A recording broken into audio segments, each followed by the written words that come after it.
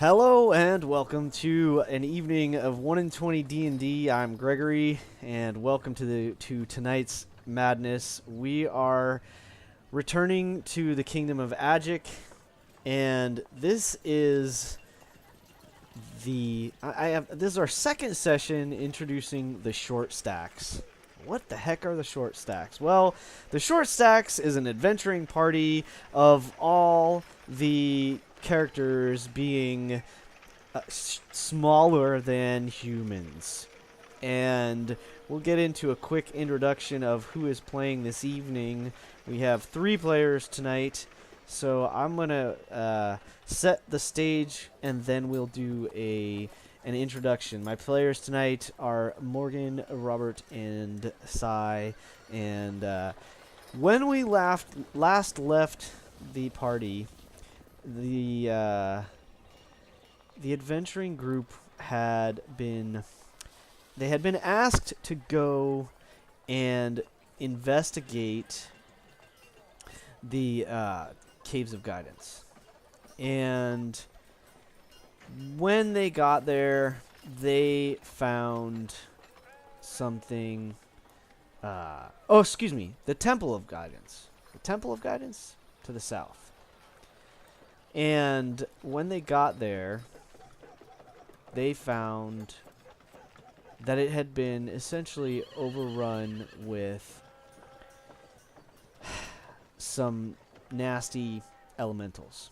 They were very quickly and easily able to deal with these elementals, and found that essentially they were killing people that were these pilgrims that were coming to seek guidance and seek, respite with their god or what have you, their deity. And so they cleared it out and returned to town looking to come back for their pay. So they returned to the Golden Dragon Inn, which is where adventurers know that they can go to find other adventurers to, hang out with, share stories, drink some ales, hear some music, and of course, find work. So upon returning, they were also able to reconnect with one of their adventuring companions who was off trying to find some. He was resupplying, let's say, resupplying some of his necessary items in order to be able to adventure successfully. So I'm going to go ahead and I would like you to introduce Nap first. So just give us a quick description of who you are, what your job description might be, or some such, and then we'll get into the moment. It all started long ago. No. So Nap is essentially a Goliath, very proud and strong, and at some point in his life, he was cursed to be only 3 feet tall, which led him to fall into very ill favor amongst the other Goliaths, who gave him the name Nap because he used to be as big as a boulder, and now he's basically a flint nap. So he wandered around a bit and got taken in by a gnome tinkerer who taught him the ways of the boomstick, and so now he does all of his fighting with firearms, and that's also where he got his last name of Oleon. So his name is Napoleon,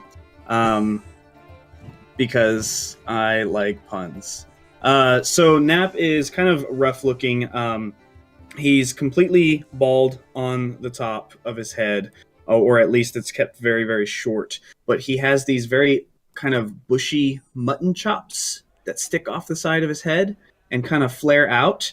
And they're slightly singed a bit, especially on the side that's nearest to his firearm. So one side is typically a little bit shorter than the other one.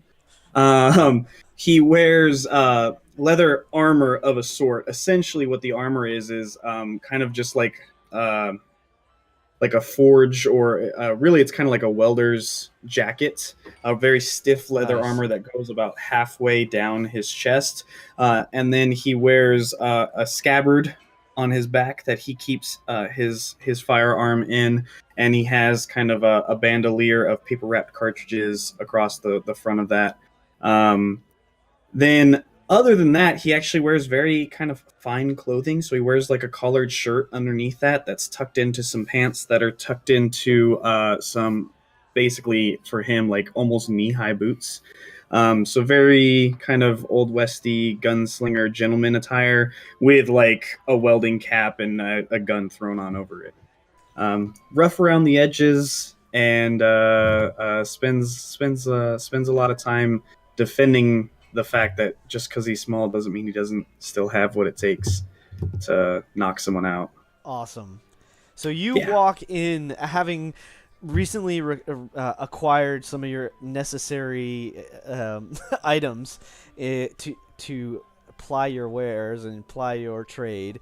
You return to the Golden Dragon Inn looking for some of your companions, your friends, and you see in here the you see two of them standing by a desk that you're familiar with. This is where people sometimes go to get find jobs, and we see you see Stevie and Brawlin.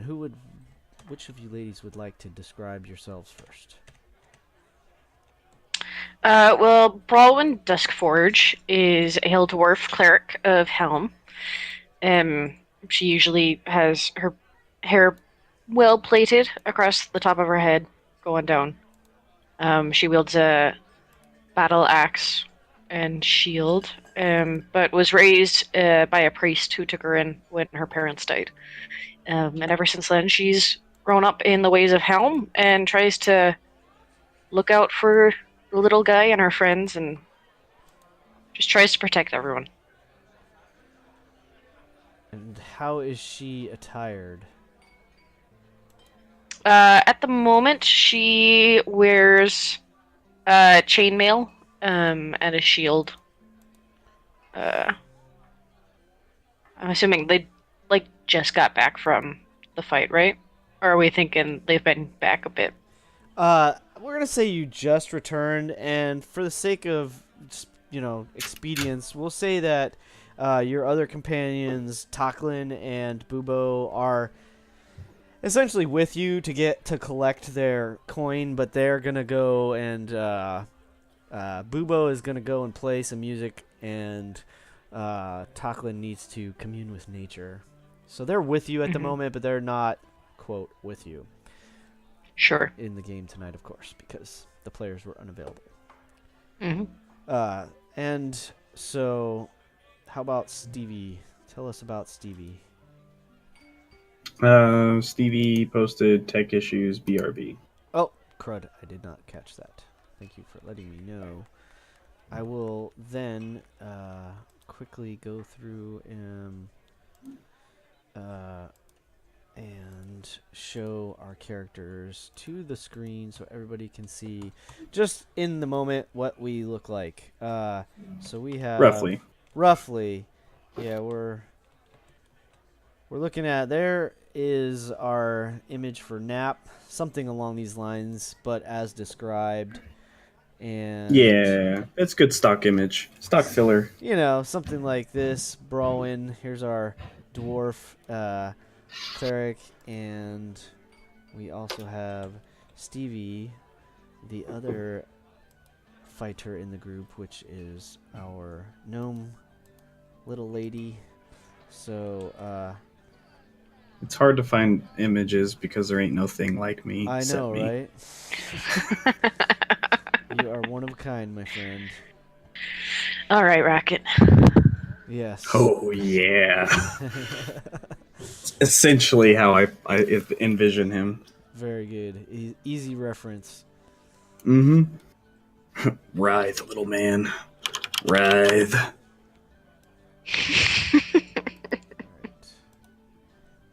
got this set and set. So, well, gosh, I hope we don't lose Stevie for the evening. That would be a bummer. So, we were going to say that you are, let's see, you return to the tavern. You come in, and you've been talking with Millie for a moment, and as you may or may not recall, Millie is the connection that you all go to looking for. Winnie. Winnie Worth. That sounds more familiar. Yes, I apologize. Winnie. She is your contact in the Golden Dragon Inn, and she was the one that sent you out to find the problem and hopefully resolve it. So you come back and you've given her a sort of brief rundown of, gosh, there were these crazy elementals, and you handled it. I believe you guys consecrated the bodies or did some kind of like I think I said a prayer over them. Yeah. Last rites. Right. So she's grateful for that. She lets you know that there will be someone or some group will go out to kind of collect things and set things right. They'll send a detachment of maybe some acolytes or something from the local clergy and probably a few of the local militia or something along those lines will go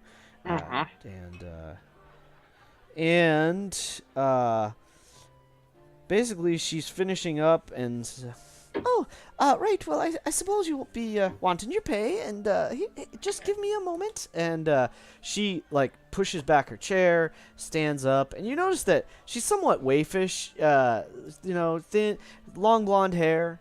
It's pulled in this very neat ponytail and comes about midway down her back. She's a little bookish looking. One of the oddities about her is that she actually wears spectacles, which is kind of fascinating.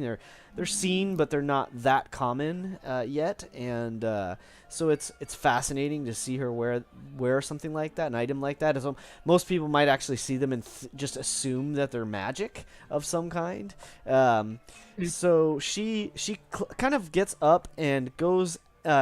There's a doorway directly behind her, and I'm going to center the map for everyone here. So this is the table you all are at. So she gets up, walks back in the back, comes out a few moments later with a sort of a small coffer, not quite a chest, but like, little box, and explains that she basically sets it down on the table and then pulls out these small little pouches. They're little tiny pouches.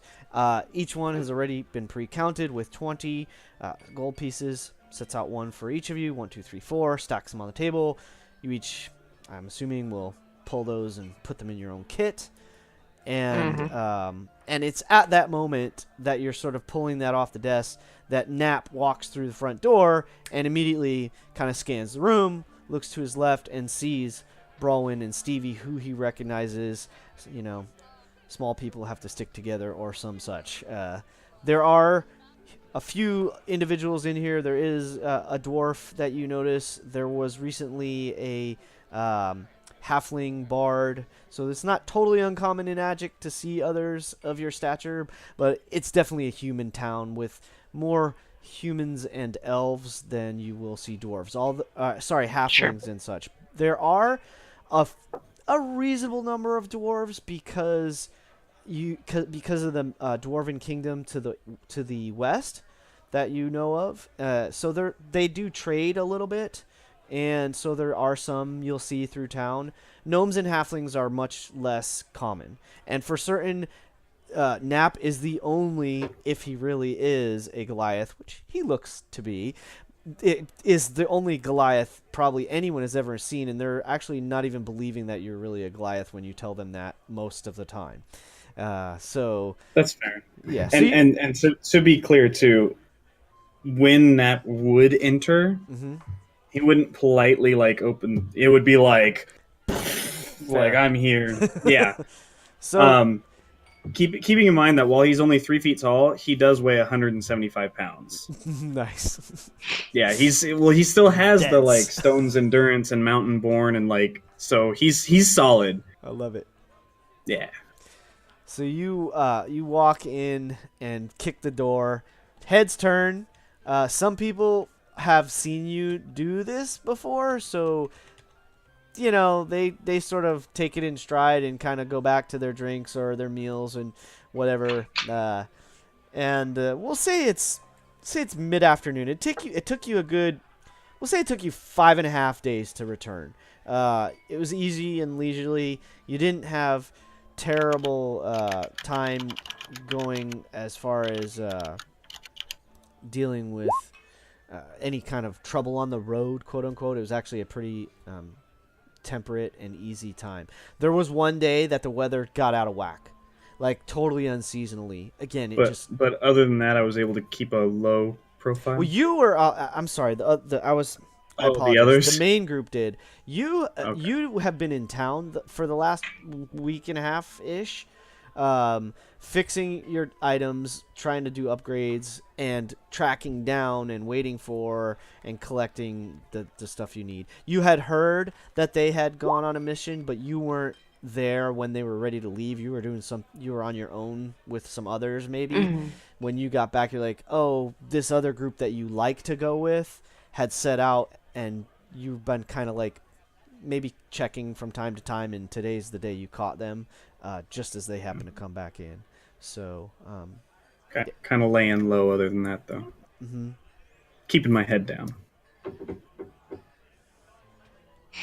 Exactly. And how are you, Nap? I see you to make your way in. I do what I can. I'm just gonna like jump up onto it, like the table nearest, and like hang my feet off of. Nice. Not really even caring if someone's sitting there. Sure. So you walk over to this table here, I guess, and Yeah, so I can just kind of like swing my feet over the table and kind of just waiting to see what's going on. yeah, sure. There's a couple of individuals who stand up and walk over. Those are the old character tokens, Mhm. so we'll just ignore those. um, they actually, we'll say after they collect their gold, the two of them leave the tavern, and before Nap Sure. even has a moment to sit down. And so you sit down, and the bartender knows you, sort of, at least by reputation, if not by familiarity. So walks over and hands one of the barmaids an ale for you and sends it over the table, assuming that you're gonna want it. And she kind of looks at you. Are there any like candles on the table, like set out for light or anything like that? During the day, none of them are lit. There might be some Okay. on the tables, but they don't have them. It's midday, so there's no Okay. candles or no torches going or anything like that. That's fair. And it is a fairly warm day, so there's actually not even there's nothing lit in the hearth today. Okay. I'm just sitting like. All right, so you step over and sit down at the table. You hear Brawlin kind of call out to you, and before Brawlin she turns to step away, and she's a little frustrated that the others kind of got out before. She's like, I forgot. Why can't I remember these things? I wanted to tell you that this may or may not be connected. I don't really. Well, I'm not. I don't know these things. I just sit here and do my job. Anyway, I'm sorry. It's alright. One of the head priests He's the head of the temple for Miliki. But anyway, that's not important. His name is Renouen Celeblas. Fine gentleman, a wonderful man. And what was my point? Oh yes, he said that he might have he dealt with something recently. Some other adventurers, I guess, helped him clear out a crypt here in town. And I don't really know anything about that, but he said there's something else troubling him, and that maybe to send some adventurers his way. So I don't know. You might want to go and check with him. It's nothing official, but you did a good job with this, and I thought maybe you might be interested. Anyway, I'm gonna go back to work.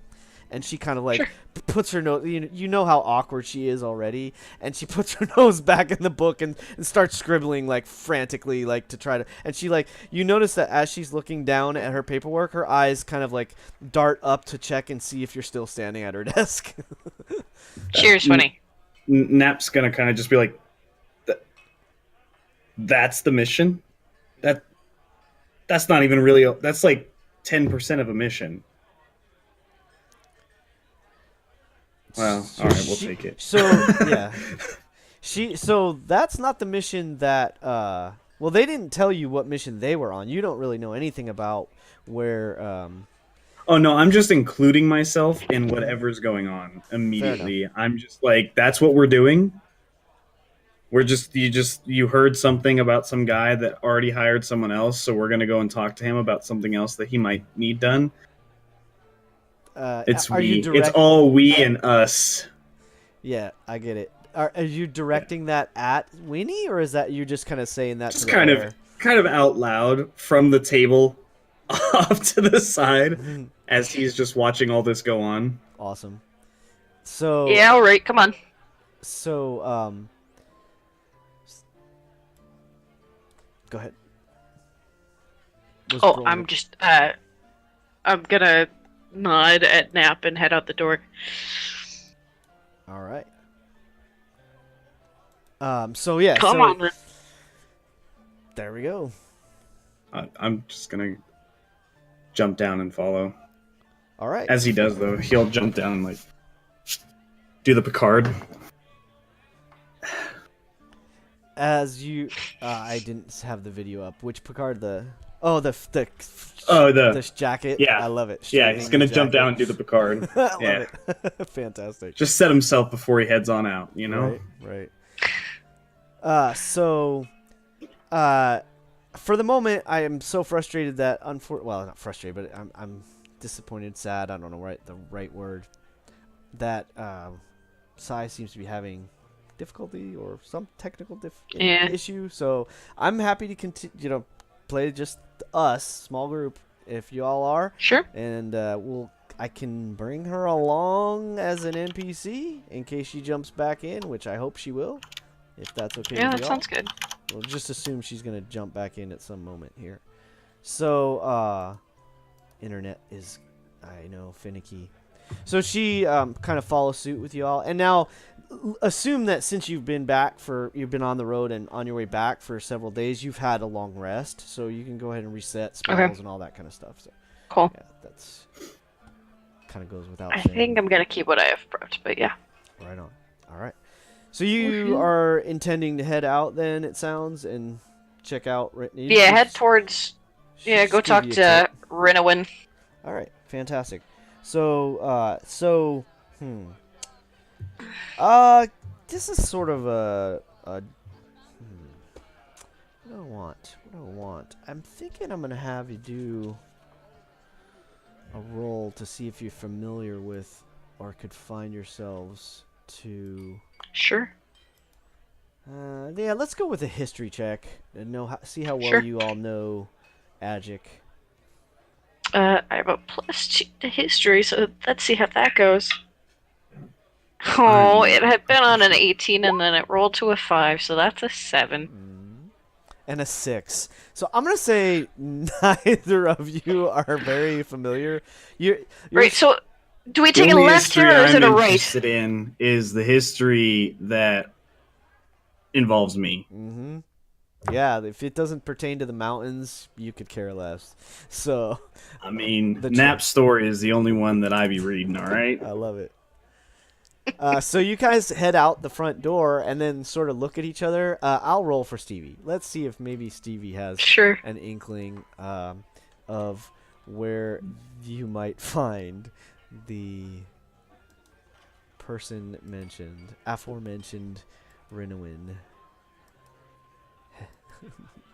Head priest. Whoops, I know what I'm doing. I really do know. Roll 20. Open character sheet, roll die. Alright, there we go. So,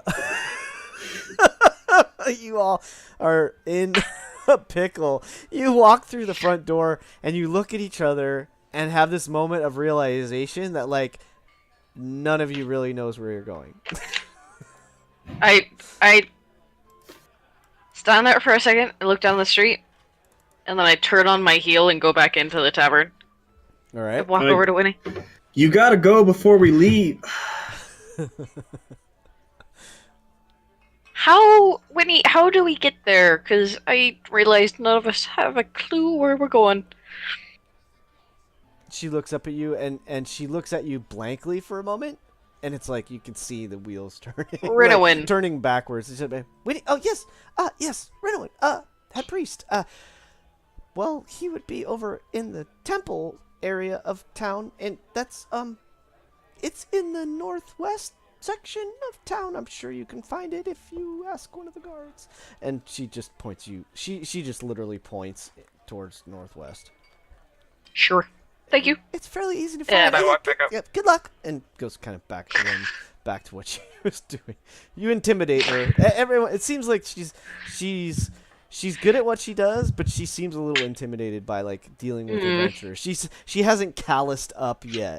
Maybe she's a little new to this or something. So Right. Yeah. And as I walk outside, I look at the sun to see if I can determine which way is northwest without having to ask a guard. You're familiar with the town enough that you sort of get a sense of which direction you need to go, which streets and so forth.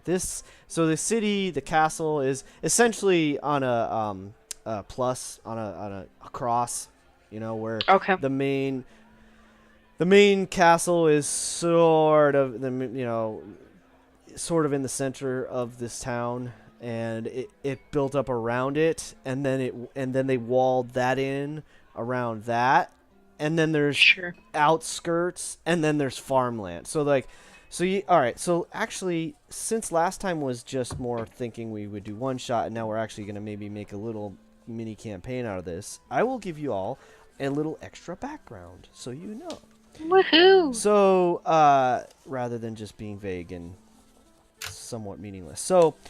All right, Castle Agick. There are 4 gates. There are 4 gates into Agick. And so, again, North Gate, West Gate, East Gate, South Gate. That's how they are actually referred to by everyone in town. They might not be due north, due east, but essentially it's the one on the eastern side is obviously the East Gate. Right. There are certain districts.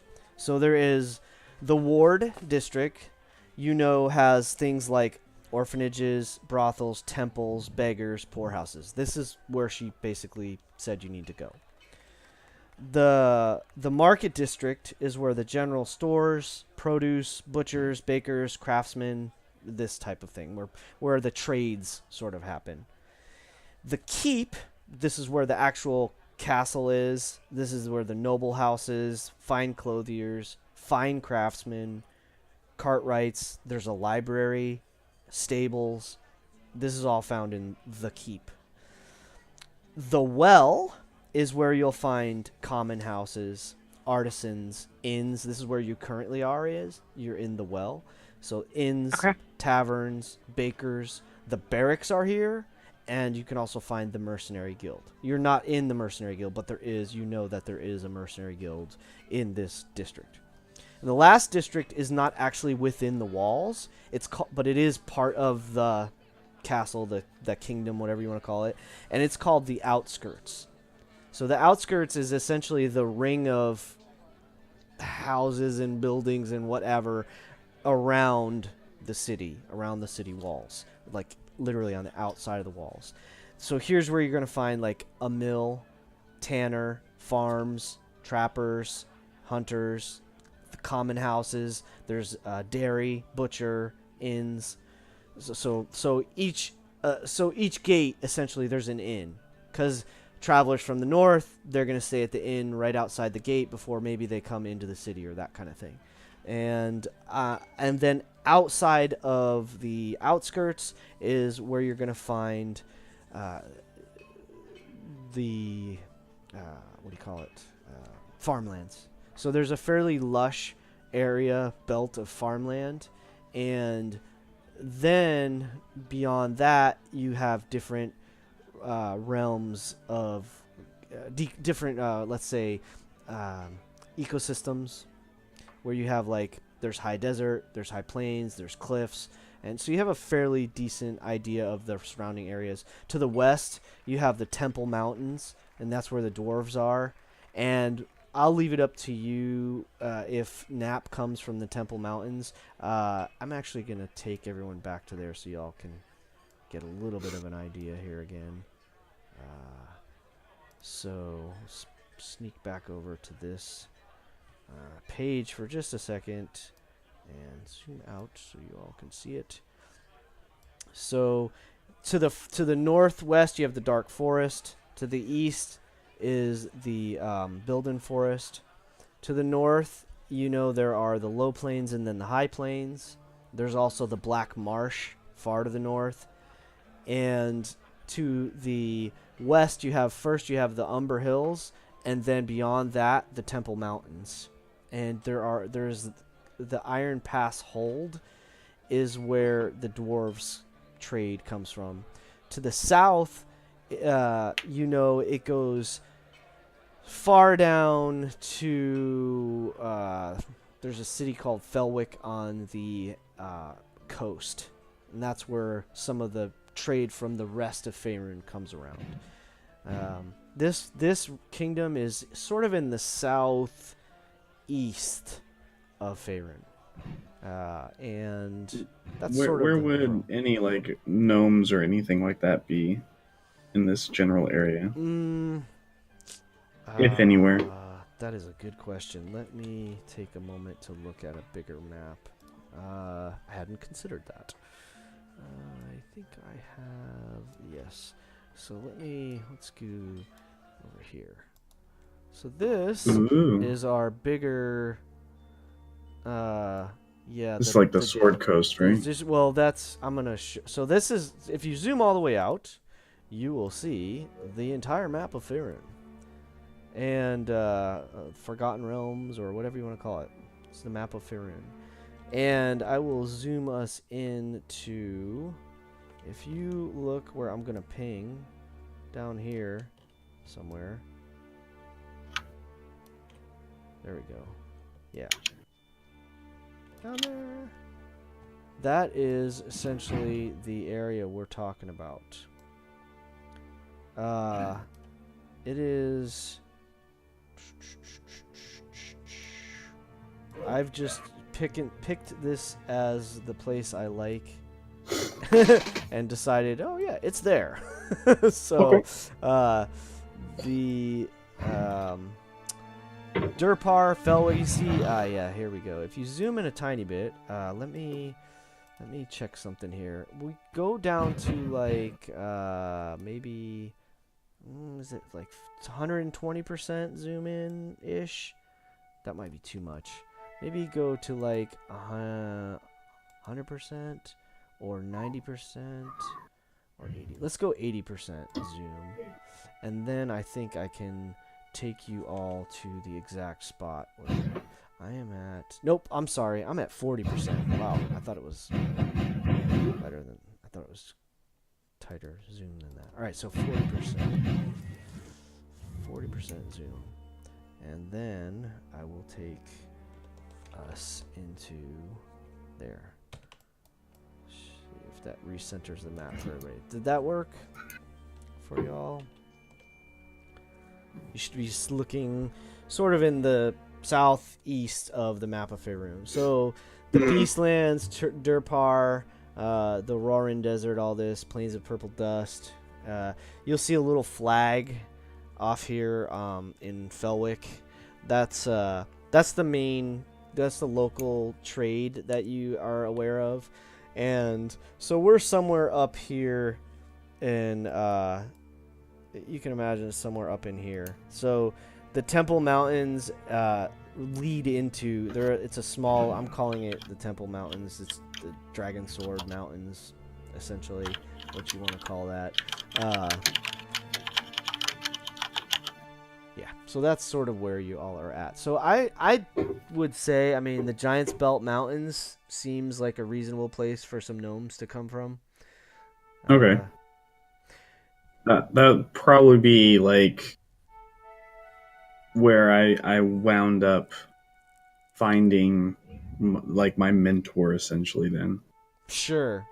And he would have sent you into Agick and to meet with his cousin, who is a renowned tinkerer, and his name is, if I can find it.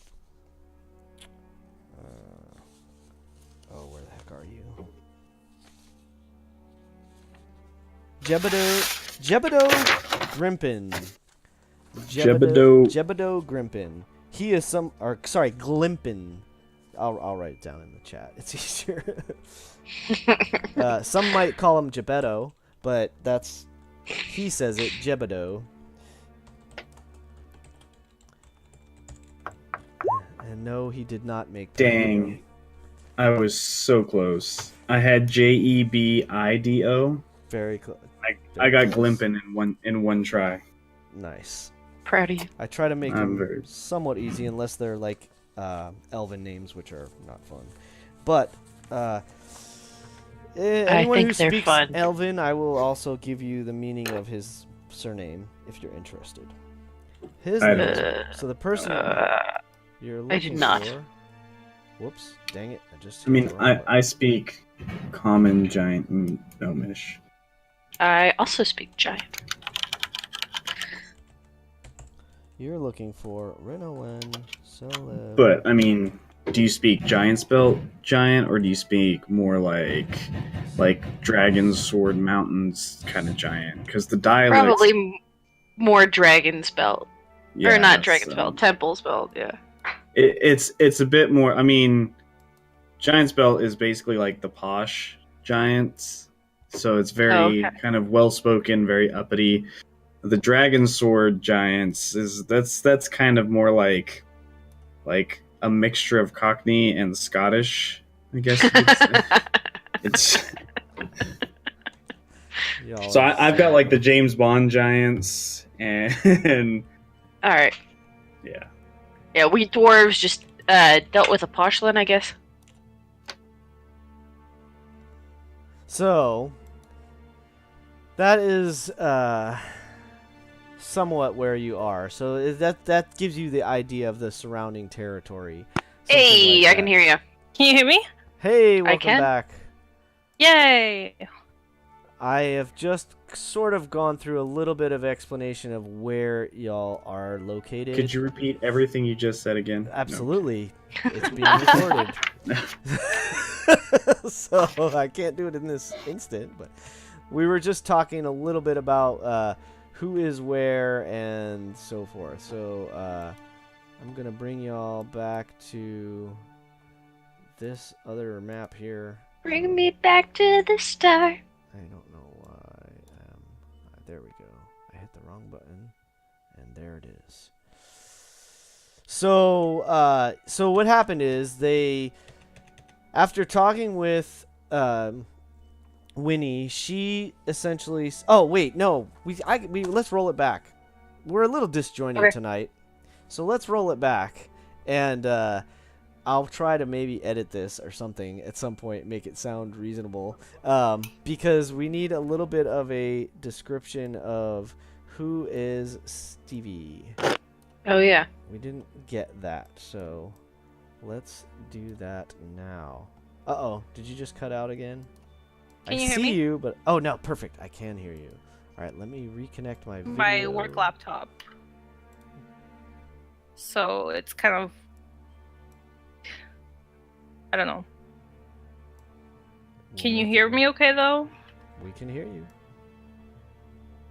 Okay, so Stevie is a gnome, a rock gnome. And He has blue hair. Sort of like blue raspberry hair. And that's all I have so far. and what is she wearing? What's she like? Give us a. How would we recognize her? Like trade or skills or? She has a long sword and she's wearing chain mail. Excellent. She's like 3 feet That tall. chainmail life. Yeah. How that works, but I make chainmail for us shorter folk, I'm sure. yeah, I imagine. It's probably like made out of like those little like tab that Soda has. That's what I Yes. imagine it's probably made out of. That's fantastic. Aluminum chainmail, so it's durable. Aluminium. It's so light. It's so It's light. aluminium chainmail. It's very light, but it can be durable. I mean, that's what they make truss out of. That's literally when I hang lights, thousands of pounds of lights off of truss. It's just aluminum. Yeah, that's true. However, slice right through it.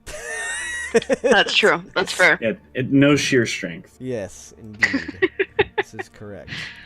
All right, super. So she's kind of we interestingly have 2 fighters and a Cleric. which Life will be cleric. fair. Who This will else be is a the fun. fighter?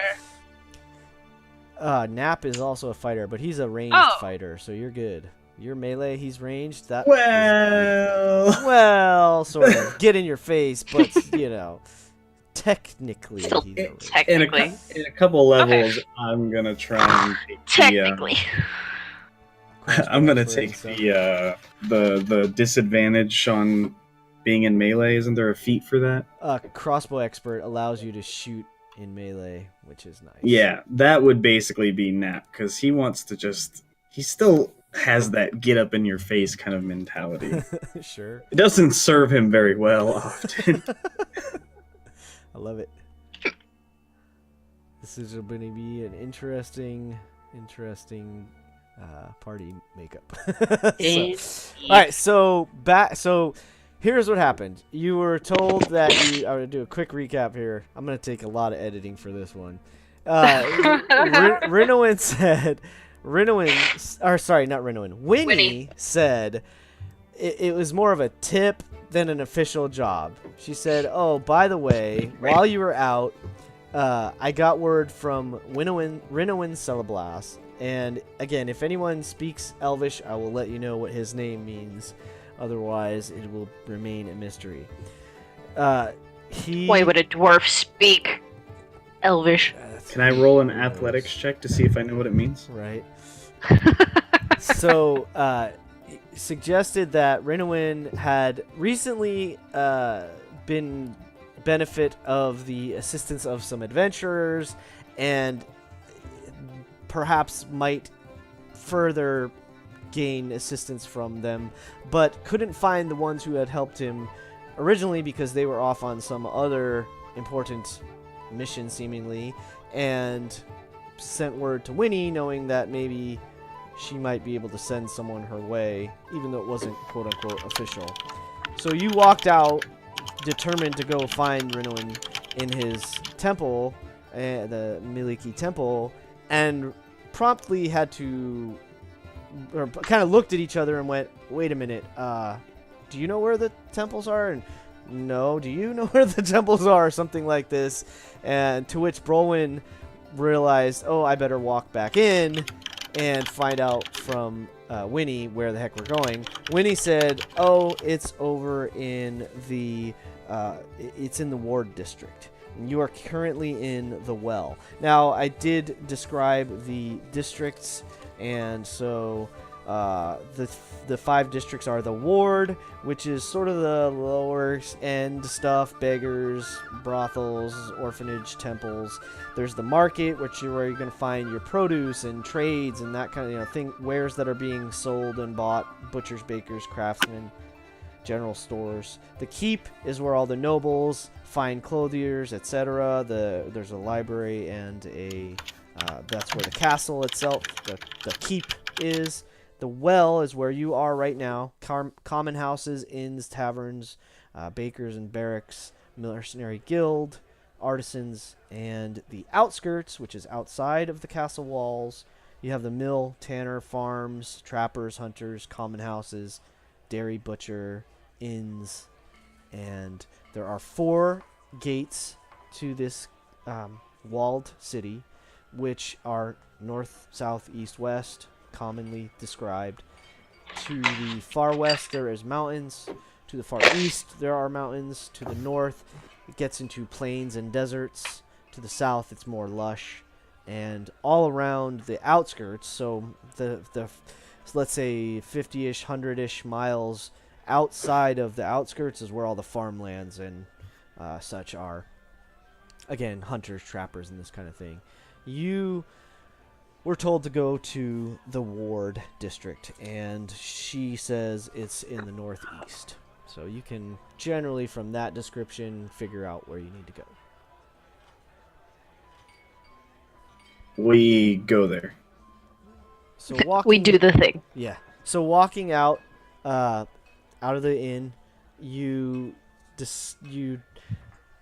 take your time. It's not doesn't take you long to kind of wander through the streets into the northeast section. You can kind of tell when you're heading out of the market section,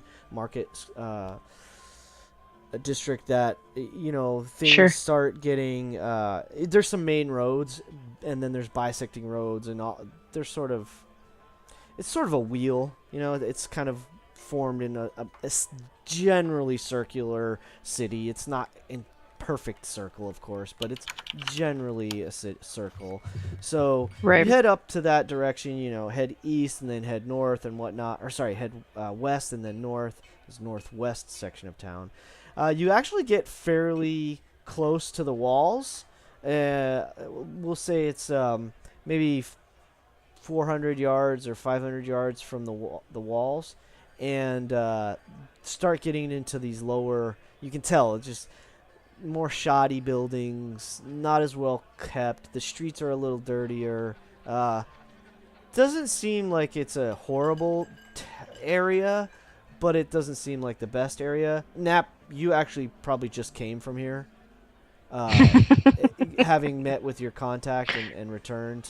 This is probably where you were, and you can fairly easily find the temples. The temples are these somewhat nicer buildings, and they tend to be a little bit larger, more upscaled, stone instead of wood and so forth. And they are pretty easy to direct yourself to. Now, there's a few different kinds. So, Brolin, your knowledge of religions and the varying primary deities and so forth, it only takes you a few moments of like at each one, kind of like looking at the iconography and so forth to quickly determine, oh, hey, you know what, I think that right there looks like it's probably Miliki's temple. It seems more, there's more lush, there's like trees and it's more green. There's less manufactured stuff like stone and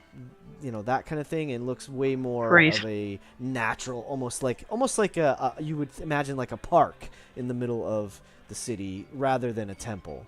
So you kind of direct everyone over there and come up to essentially a large wooden door. It's an oversized door. It's currently closed. I check to see if it's locked. They make everything too big. You knock, check the door. It swings open. When you enter the room, you see that there is an acolyte who's sort of busying himself around. You also noticed on the way in that you think you caught a glimpse of someone out in the yard, like tending the greenery and so forth.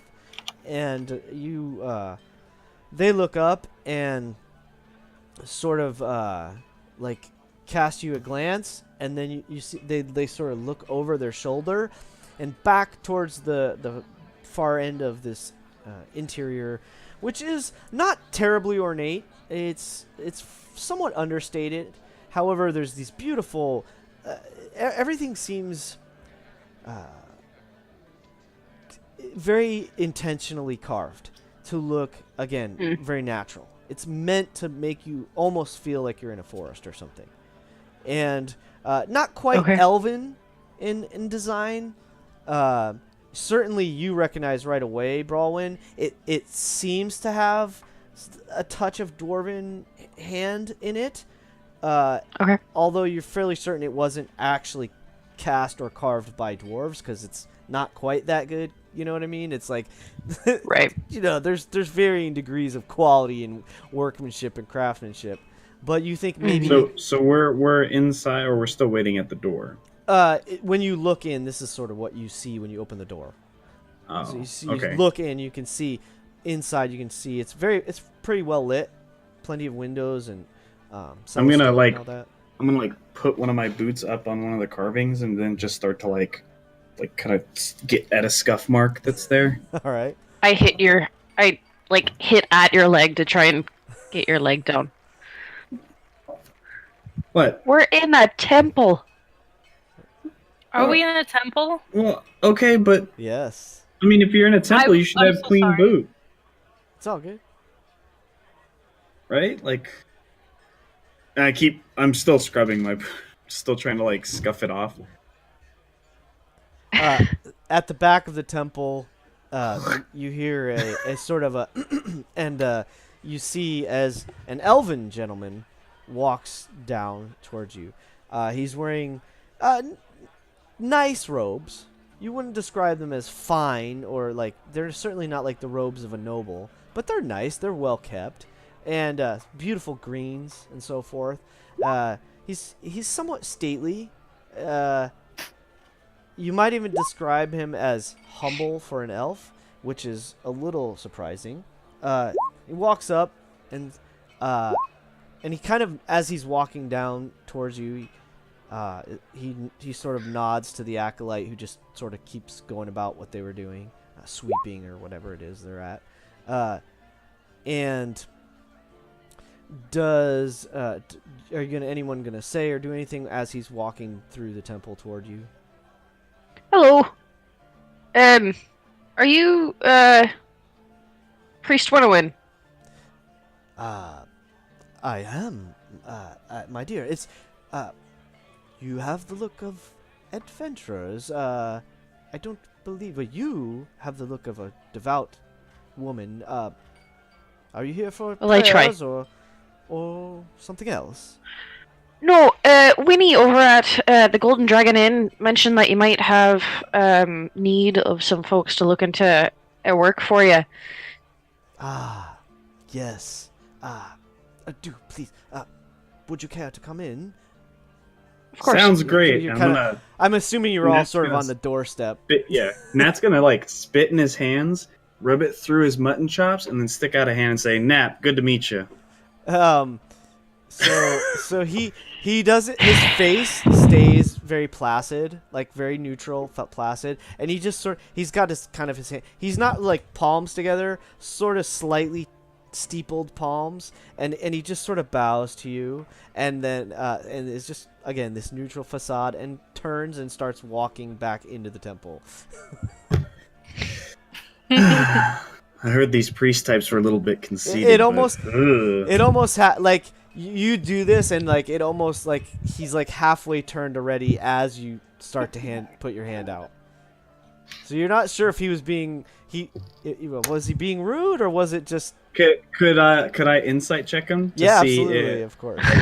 And I prefer to ask direction or ask for descriptions, or like what vibe am I getting like that? Okay. More All than right. No direct problem. rolls. Yeah, it's like, All right. I'll keep that in mind. keep the narrative going rather. Can I use But yes, my by all means. what do you call it? My bounty hunter instincts to see what kind of mood I just put this individual in? Absolutely. Hey, that's with a +2 into that. No, that's So good. So with the 12, you Nice and average. he you he seems like the cloistered type, so maybe it's more about his routine than being impolite. Uh, Essentially, it's like you get the sense that he doesn't answer the door often. So, yeah. So it was yeah. You don't get the sense he was being deliberately rude. It was more of just he maybe is that's just his way of greeting someone. I'm So- still gonna just be like, Right on. So he's currently turned and started walking towards the back of the temple.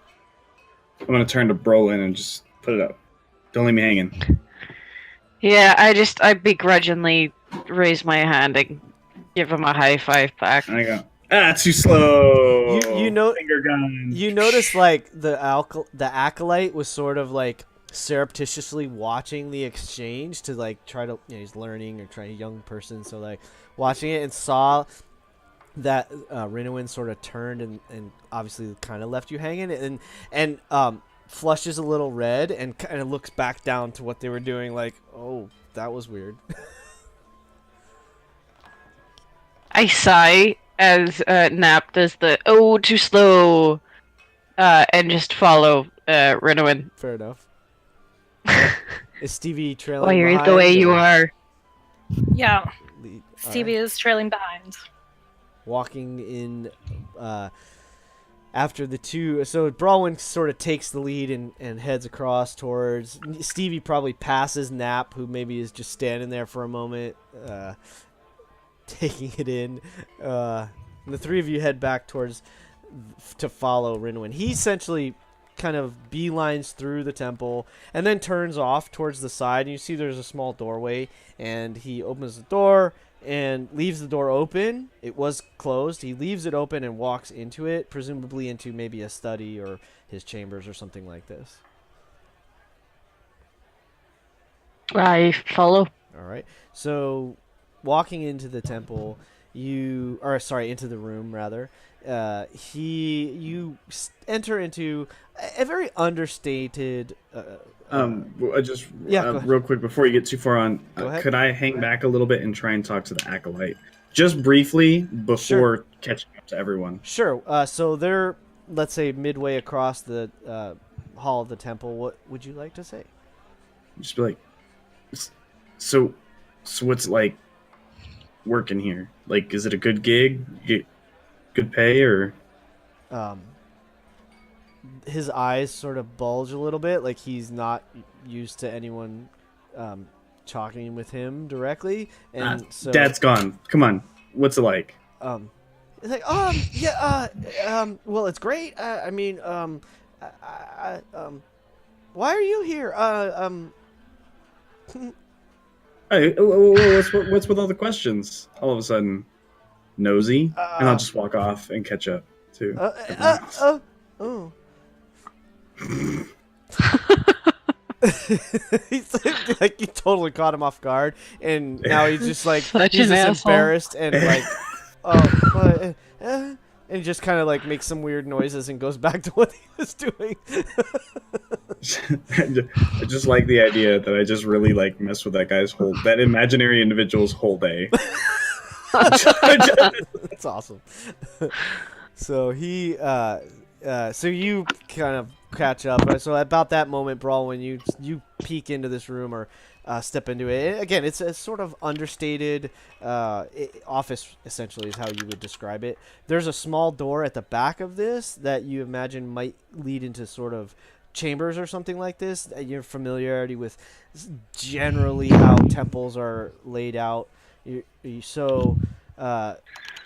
he has already kind of turned the corner, or he's just turning the corner of his desk, and sits himself down. There's a few chairs around the room, and he indicates, he just kind of indicates it to you, like, would you care to take a seat, my dear? Or some refreshments. And he points over. There's a small table with a pitcher of water and a few cups standing with it. Well, thank you.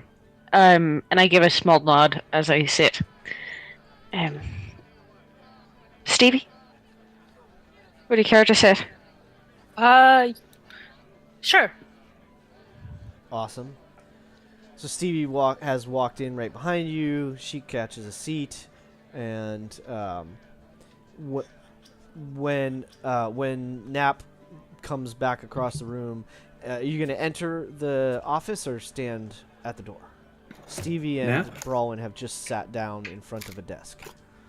I'm gonna go in, but I'm not gonna like sit down or really pay that much attention. Sure. I'm gonna kind of like go around. Is there anything like what do I see when I walk? Is there anything like shells and decorative stuff? Does he have like knickknacks, that sort of stuff? It's a fairly austere room. There is a table, and he actually, as soon as each of you walks in, he says, a refreshment, and he points to a small table that has a pitcher of water and some cups. There are a few chairs, two of which are now occupied by Brolin and Stevie. His desk is somewhat, it's pretty well organized and clean and simple. A very beautiful wooden desk. Again, it's not overstated. It's not understated either. It's just a nice, beautiful wooden desk. Small stack of some parchment on one corner with a quill and an ink well, and he has a small glass on one side as well. It's a nicer, it's just a nice glass. You think it's his, obviously, for while he's sitting here working. There is a tome, small, not a huge tome, but a small tome, open up on the desk, but it's sort of pushed a little forward. It's not like front and center right in front of him, but it looks like he's been reading through it, or perhaps writing in it. It's without further inspection you wouldn't know. And sort of behind him a little bit to the left against the side wall there's two bookshelves with a small collection of books. There doesn't seem to be a huge amount of anything in the room. The one thing that is maybe most noticeable, not only in his office but also inside the temple, is that they seem to have tried to bring nature into the room. So there are potted plants, there are some small vines essentially climbing the walls and things like this. So there's this sense of, even though you're indoors, you almost get the sense of being outdoors. Okay. So when Nap kind of walks in, he's gonna make his way around the room opposite of the refreshments. Okay. Walking and like going to the bookshelves and pulling books off of them and kind of just like flipping through them and then putting them back, probably not in the same place. Like the pieces of parchment on his desk, he's gonna kind of like walk up to him and kind of like lift them up and kind of just like flip through them real quick. Maybe like pick up the inkwell and shake it around. Pick the tome up that he was reading and kind of like flip a couple pages and then put it back down sort of in the same spot before getting to the refreshments and pouring himself a glass. I can't hear you. You're muted. Thank you. So as you reach for he doesn't seem to be bothered by you walking around the room. There's a raised eyebrow as the most you get, but as soon as you reach for his tome, he sets his palm on the tome, not allowing you to lift it, and says, would you care to take a seat, and I would be delighted to discuss the matter at hand. My apologies for my companion. He's being polite but firm.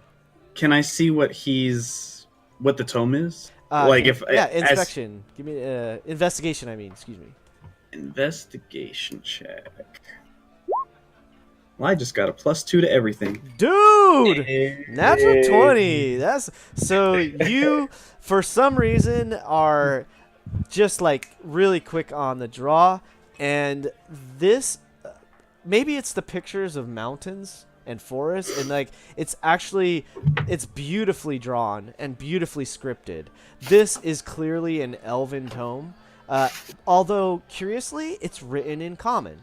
So it has you can't. It's upside down, so you can't read like the whole thing very quickly. But it seems to be some form of. You'd imagine it maybe might be a prayer book or something like this. You have, I don't know what kind of. How religious is Nap, if at all? On a scale of like, on a scale from like the Pope to Nap. He's probably just under Nap. as unreligious as possible. Somewhat. All right. It's not that, like, in a world like this where healing and stuff, it's not that he doesn't believe that exists. It's just that he really doesn't care. Okay. Fair. So you just recognize that it's beautifully written words and beautifully drawn images of mountains and forests, and it looks like some kind of a prayer book or some kind of a ritual book or something like this. Okay. So, and he's firm but polite. Set his hand on it and asked you to take a seat. And he's sort of waiting. And well, I'm gonna get a glass. I'm gonna like pour myself. Beautiful. So as you walk to the water table, he kind of addresses all three of you and says, "My friends, I'm so grateful for you coming to speak with me. I'm it's funny, I don't generally deal with these matters. Let me give you some background. I am a simple servant of Miliki." And you notice at this point that there's this really beautifully sewn tapestry, very fine tapestry behind him that has a unicorn head on it. So you, again, Brolin immediately recognize it. This is like clearly Miliki. And he says, in fact, Naps probably saw in the corners of the tome, in the small corners, there's a little small symbol of Miliki that directly mirrors the image right behind his head. But they're, tiny, like in the corners, almost where you'd have a page number or something like that. So he says, I am but a simple, humble servant of Miliki and have been for ages.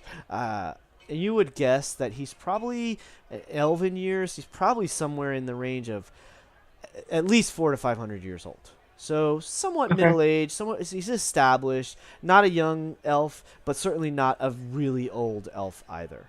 And he says, I came to Agick. I was called to Agick to serve as a local guide for those seeking her wisdom. I came from the forest to the northwest, and my people have been worshippers of Miliki for many, many ages. When I came here, I tried desperately to live a simple, humble life. However, the recent events that you may have heard of, things are astir, and they have disturbed things that should not be disturbed. We recently had a crypt and he points behind him. You feel like he's pointing towards the wall of the city. He says, we have a crypt, an old crypt, close to the wall. And it had been disturbed by what I have decided or discovered to be a wight. Are you familiar with these creatures? And he's looking directly at Brawlin. Am I familiar with these creatures? Give me a religion check with advantage. 18. Yes. Am I familiar with these creatures? Probably not. I'll let you make either a religion or history check. Oh boy. Let's see which one. If it falls in either of those categories, I'm not gonna roll, and Nap's just gonna look at him and go, "A white what?" Yes, I can see the confusion. He chuckles, like realizing he just a white is a type of undead, and he looks knowingly to Brolwyn as if you are somehow familiar with this. And it's I nod. they are creatures of disgusting, torturous souls that have been returned to the unliving. In their madness, they seek to find riches and reclaim something of the person they were when they were alive, but their minds are terribly confused and missing details. And I have only recently learned this, in fact, as I have done much research since this event. Suffice to say, this temple was disturbed, and the first adventurers I have had to deal with came to my aid and assisted myself and the other the other temple leaders in clearing out the temple and the disturbance that we had all felt. Gleefully, they were successful, and things seemed to settle. However, I have had, I am reluctant to call it a vision. Even calling it a dream is I am a humble servant, and Maliki, she works in, her Mysterious ways. sometimes more direct than you would imagine. Information has come to me. There is apparently a necromancer, a foul creature, a person who has claimed himself to be some type of lord. He is, I believe he has gone mad. He is holed himself away in a small cave, not far from here. Well, perhaps a few days' journey from here. And he points to the northwest. He says, "Do you know the cliffs?" He's pointing to the northwest, where about 4 or 5 days from the city, there is a huge cliff face. It's almost like a crescent moon. It starts out at sort of a low point, and then the cliffs kind of rise up, and then the low plains go out to the north, and this cliff face curves around to the north, and the low plains, and then above the cliff to the north, you have the high plains, and above the cliff to the west, the northwest, you have what are called part of what are called the mountains. And I'm going to take back, just so it's really, really clear, I'll bring us back to that map so you can sort of get a better sense of the lay of the land. All right. And, oops. So he is describing this sort of crescent moon to the north and to the northeast, or northwest. So it's massive. I mean, it goes for miles and miles. Actually, I believe it's like over 100 miles, if I remember. Couple 100 miles it arcs around. So you kind of can't miss it. Like, if you've come to the region, you sort of know it. And, essentially, Of course. he points to it, and you would all be familiar with it. And he says, because he said it, you think, because he has no idea if you're brand new to the city or if you're from the area. Sure. He says, there is, where do I begin? Again, there is a foulness that has grown, and he says, so much so that the sage Philhelm came to me to discuss this matter. And Stevie and Brolwyn would probably remember that the merchant you met in the tavern, as well as Winnie, both mentioned Sage Philhelm. And for Nap's benefit, the Sage Philhelm is sort of this... call him a local legend. He's sort of this. He's supposed to be an advisor to the king, but sort of this, almost like a, dare I say, like a Gandalf kind of character or something like this. So he's like somebody who people look to and respect, and sort of a folk hero, somewhere between a folk hero and a local legend, and apparently pretty wise dude. So he came here and gave. Like a Tom Bombadil sort of guy. I am not familiar with Tom Bombadil. Bombadil. You don't know who Tom Bombadil is? Lord of the Rings. From the books, not the movies. Bombadil. Oh my goodness! I've truthfully not read all the way through the book, so it's in the first book of the trilogy. And the hobbits run into him on the Burrow Mounds, I believe. Anyways, yeah. Yeah, something like that. possibly. He's sort of a seer, so he's called the Sage. So he's sort of a seer, and he came here and he says, he basically says,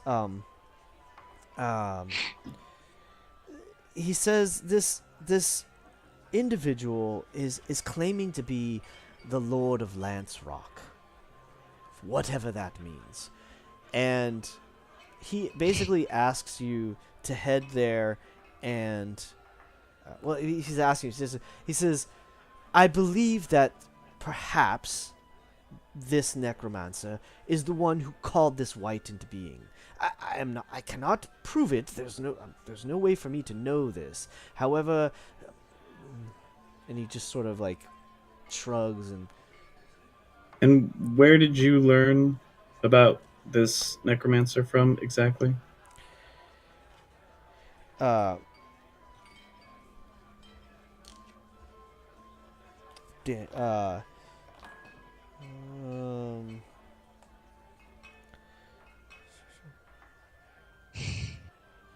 He's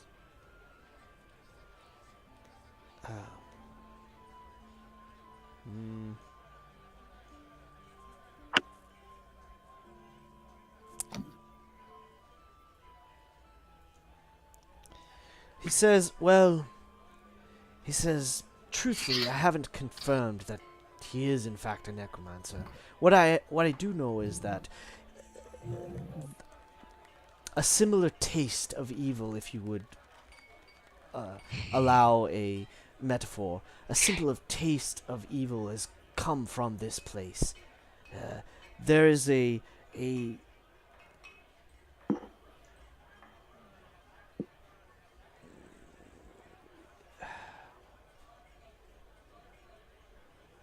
there is an evil emanating from there. I simply can't find the words to describe it.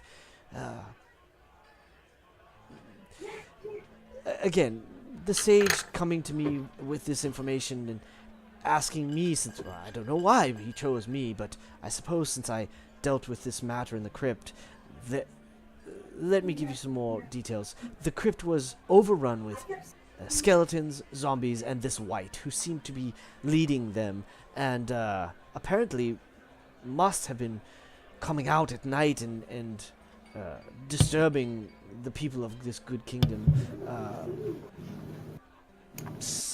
I do not have. I fear I do not have enough details. There is just something that points in this direction. It may be a small matter, and perhaps I fear I might even be wasting your time. But I would be remiss if I did not point someone in the direction to investigate, to see who. All right, let's get down to brass tacks then.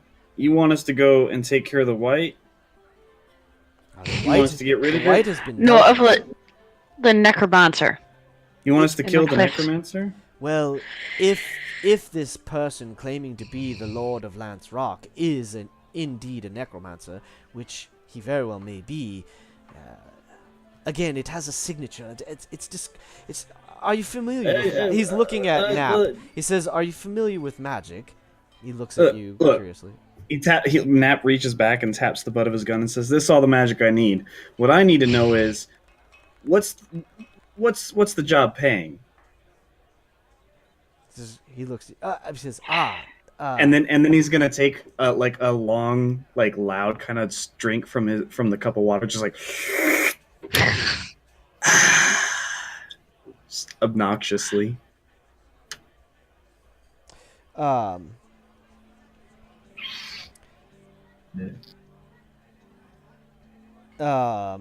hmm.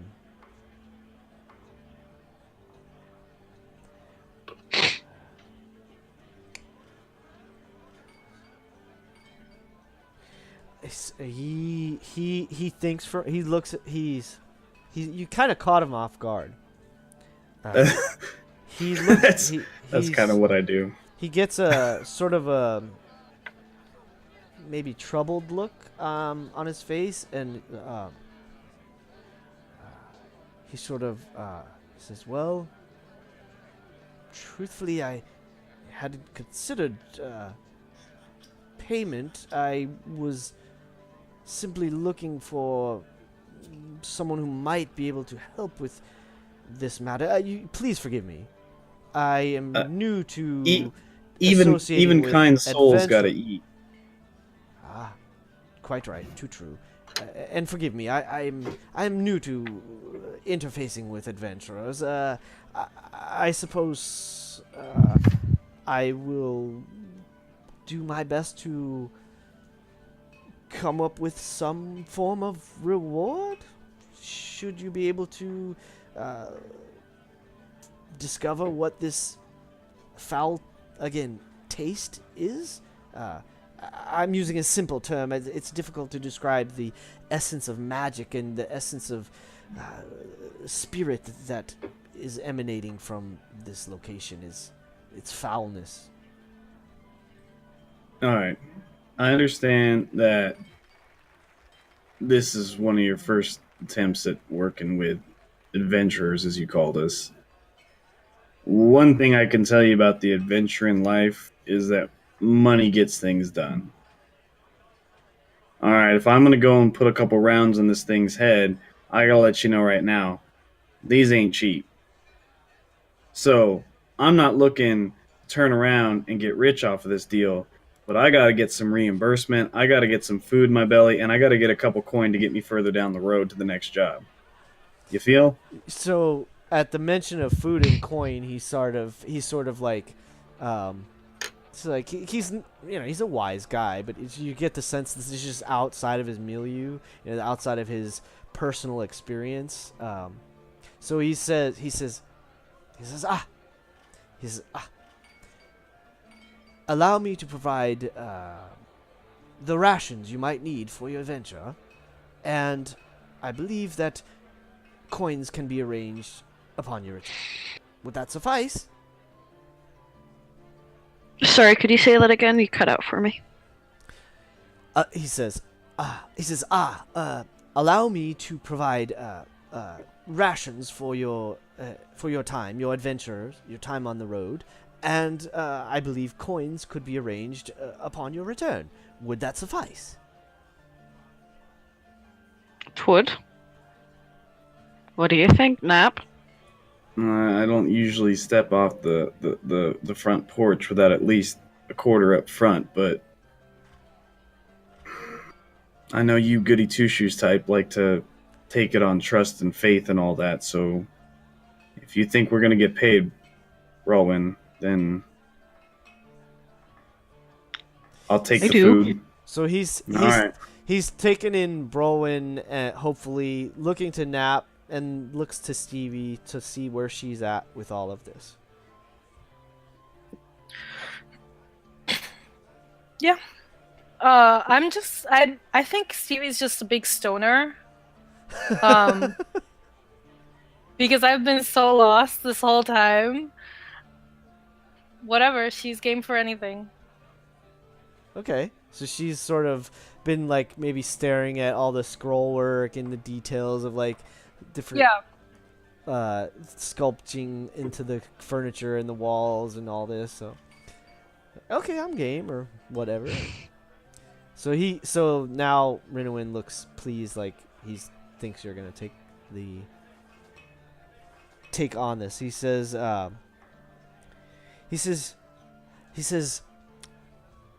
It is my understanding that Lance Rock should be visible for miles. I believe if you head mostly to the north, but then slightly west, you should be able to find it fairly easily. And it shouldn't take... let me see here.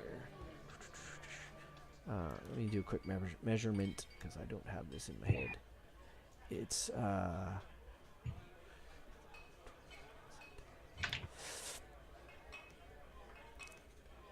he says... 2 weeks. No, he says 2 weeks. He says it should be. I suppose it's a fair way out. It is perhaps a week's journey if you traveled by foot. However, I think I could help and aid with that. I can arrange for a cart that could take you north for at least perhaps part of the journey, half the journey, let's call it, and then you could, within, I would imagine, perhaps 3 days' time, head west to the cliff face, and you should be able to find the caves. That sounds amenable. A cart with a driver? Correct. I will arrange with one of the Okay. traders that heads to the north to take you on his way and drop you where the road turns. Me and He's sort of horses indicating... and stuff don't get along so well, so we got a bad history. In my defense, it snuck up on me. I just want that clear now. Yeah, that's not the way I remember it, but that's alright if that's how you remember it. It did hit you in the head after all. Well, It's fine. He doesn't really know what It's to say. fine. He's kind of like...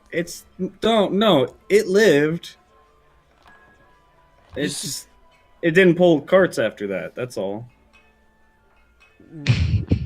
He's just like... He's going... You see this, like sort of wave of emotions cross his face. Like, he's been pretty, again, placid, sort of mellow, neutral most of the time, but he sort of again, this is maybe the second time in a few moments where he sort of seems like at a loss, like he doesn't know if you've accepted or if you're saying yes or what that means. He doesn't know what that means. He's trying to suss Yes. you out.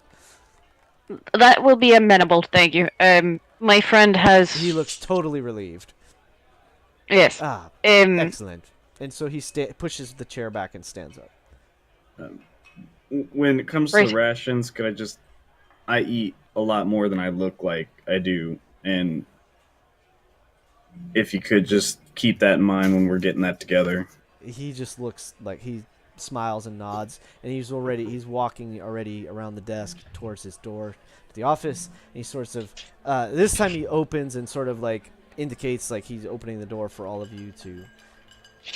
Actually, door is probably still open, so he just stands next to it and sort of like I'm gonna walk bows out. his head and waits for y'all to leave ahead of him. And so when and where should we meet the cart driver?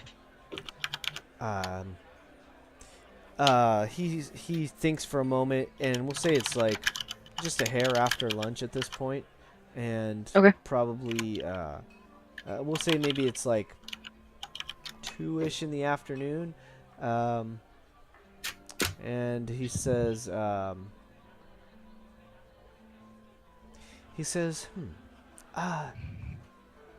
it shouldn't take me very much time. I could perhaps find Okay. find someone within the hour that might be leaving in the late afternoon. However, some cart drivers prefer, and some traders prefer to leave first thing in the morning. Of course. Yeah, that would work. Real quick, apparently your mic is very quiet for the stream compared to ours. Oh.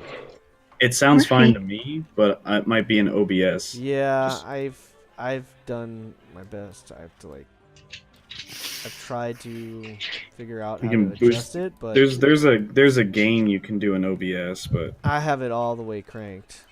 okay. So, yeah, I'll have to figure that out later. Alright, I need to let the dog out real Okay. quick. I'll be No right problem. back. No sweat. So he after you guys step out of the room, he and you asked him this question. He's like, he says that if you give him an hour or two, he can try to make the arrangements, or he will make the arrangements and let you know when there will be someone available to leave, to take you. So, Okay. He, as soon as you walk out, he looks to the acolyte.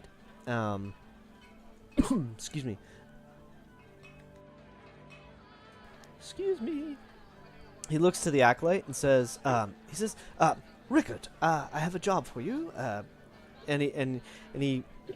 He sort of points you to the door and says, please return in, shall we say, 2 hours, and I will have everything prepared.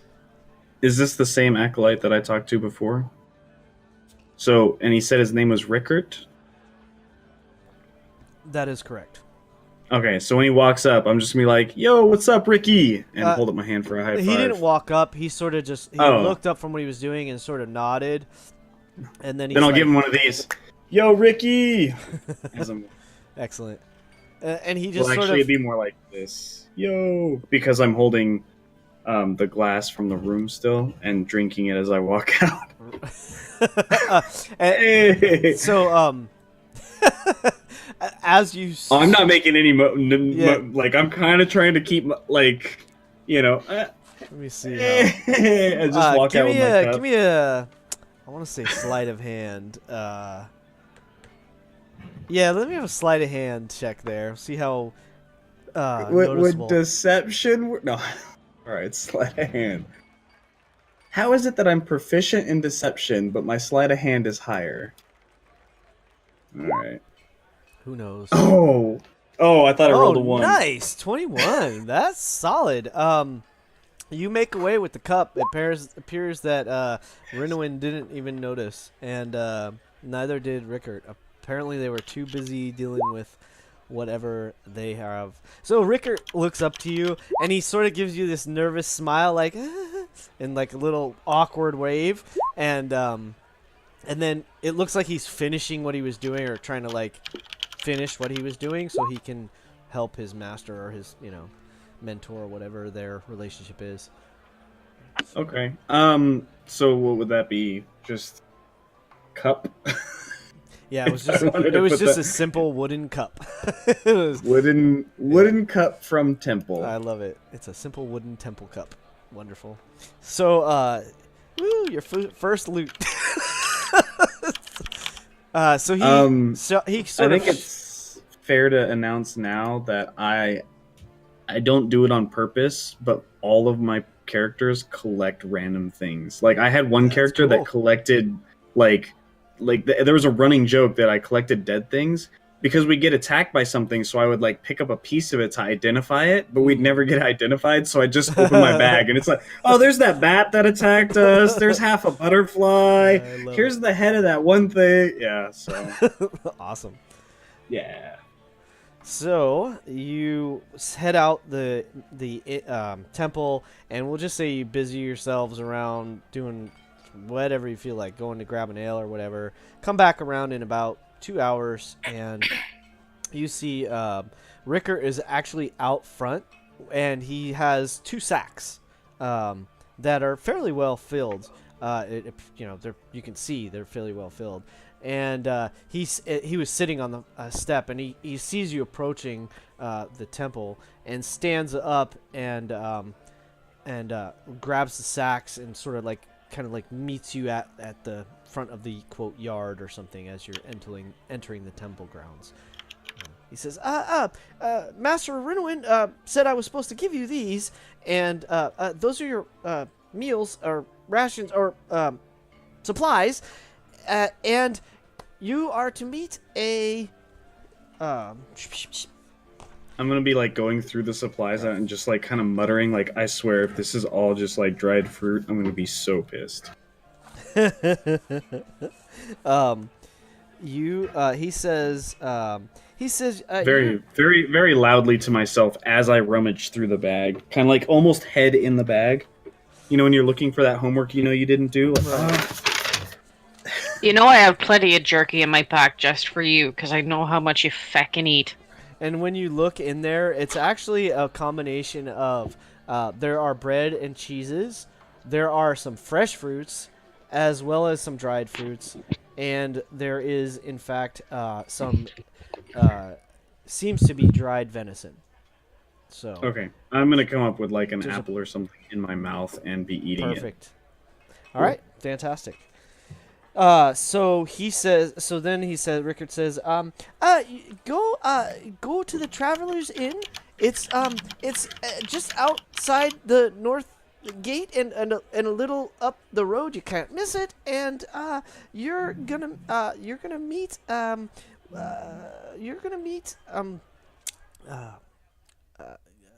Grim Bluetooth. Grim Bluetooth he'll be there, and he'll be waiting for you with a cart. Okay, good luck. And he, like, nervously runs back into the temple. Bye, Could Ricky. you type that out in chat,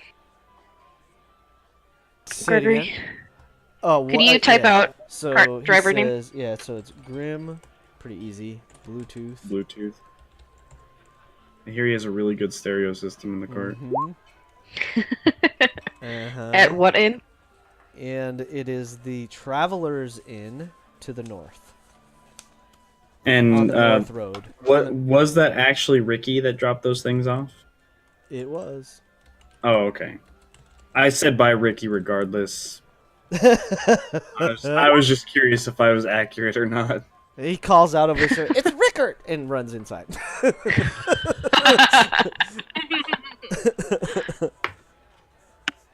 He really should consider Ricky. It flows much better. Definitely. So, would you care to head north to try to find the Travelers Inn? Or is there something Yeah, else as you all I'm wanna eating do an apple, before you leave and I town? have. How big is the bag of rations? Would you say? I mean, they're pretty good sacks. I mean, it's got a week's worth of food for 3 people, so it's a fairly good Okay, amount. so is it? You said it was 2 sacks. Think of like a pillowcase Mm-hmm. filled at least halfway. So but there's you said it like was one or two sacks. 2. 2. Okay. Nap is gonna take his, and then he's gonna give your share for the 2 of you. Over. Sure. I don't know if you guys object to Rowan that, but that's kind And of how he does it. Stevie's rations, because Nap has an endless stomach. Indeed. I weigh 175 pounds. Takes a lot of I fuel. mean, That's a lot of. That's a very high metabolism. I have to take food in constantly. I'm 4'2" and I'm 245 pounds, but I'm also a dwarf or stout. I'm 3 feet tall, and I weigh Yeah. almost 200 pounds. Yeah. It's just sinew and muscle. That's all it is. Awesome. Look All right, like a so mini- you all head outside and find your way to the north gate. They don't seem to be too terribly militant, but there is a established guard. There is a gatehouse. You can see that there are. You will always see at any given time a small, essentially what you might describe as like a unit of men. Generally, they'll be either if the captain of the gate is there, you'll see him with his men. Sometimes it might be a lieutenant or something like this. So they're sort of like you can sort of see rank symbols of some kind on their tabards and such. So it's somewhat easy to determine who's who, but you might not necessarily. If you're not a soldier, you probably wouldn't know what they exactly mean. And Sure. so they are sort of checking people on the way in.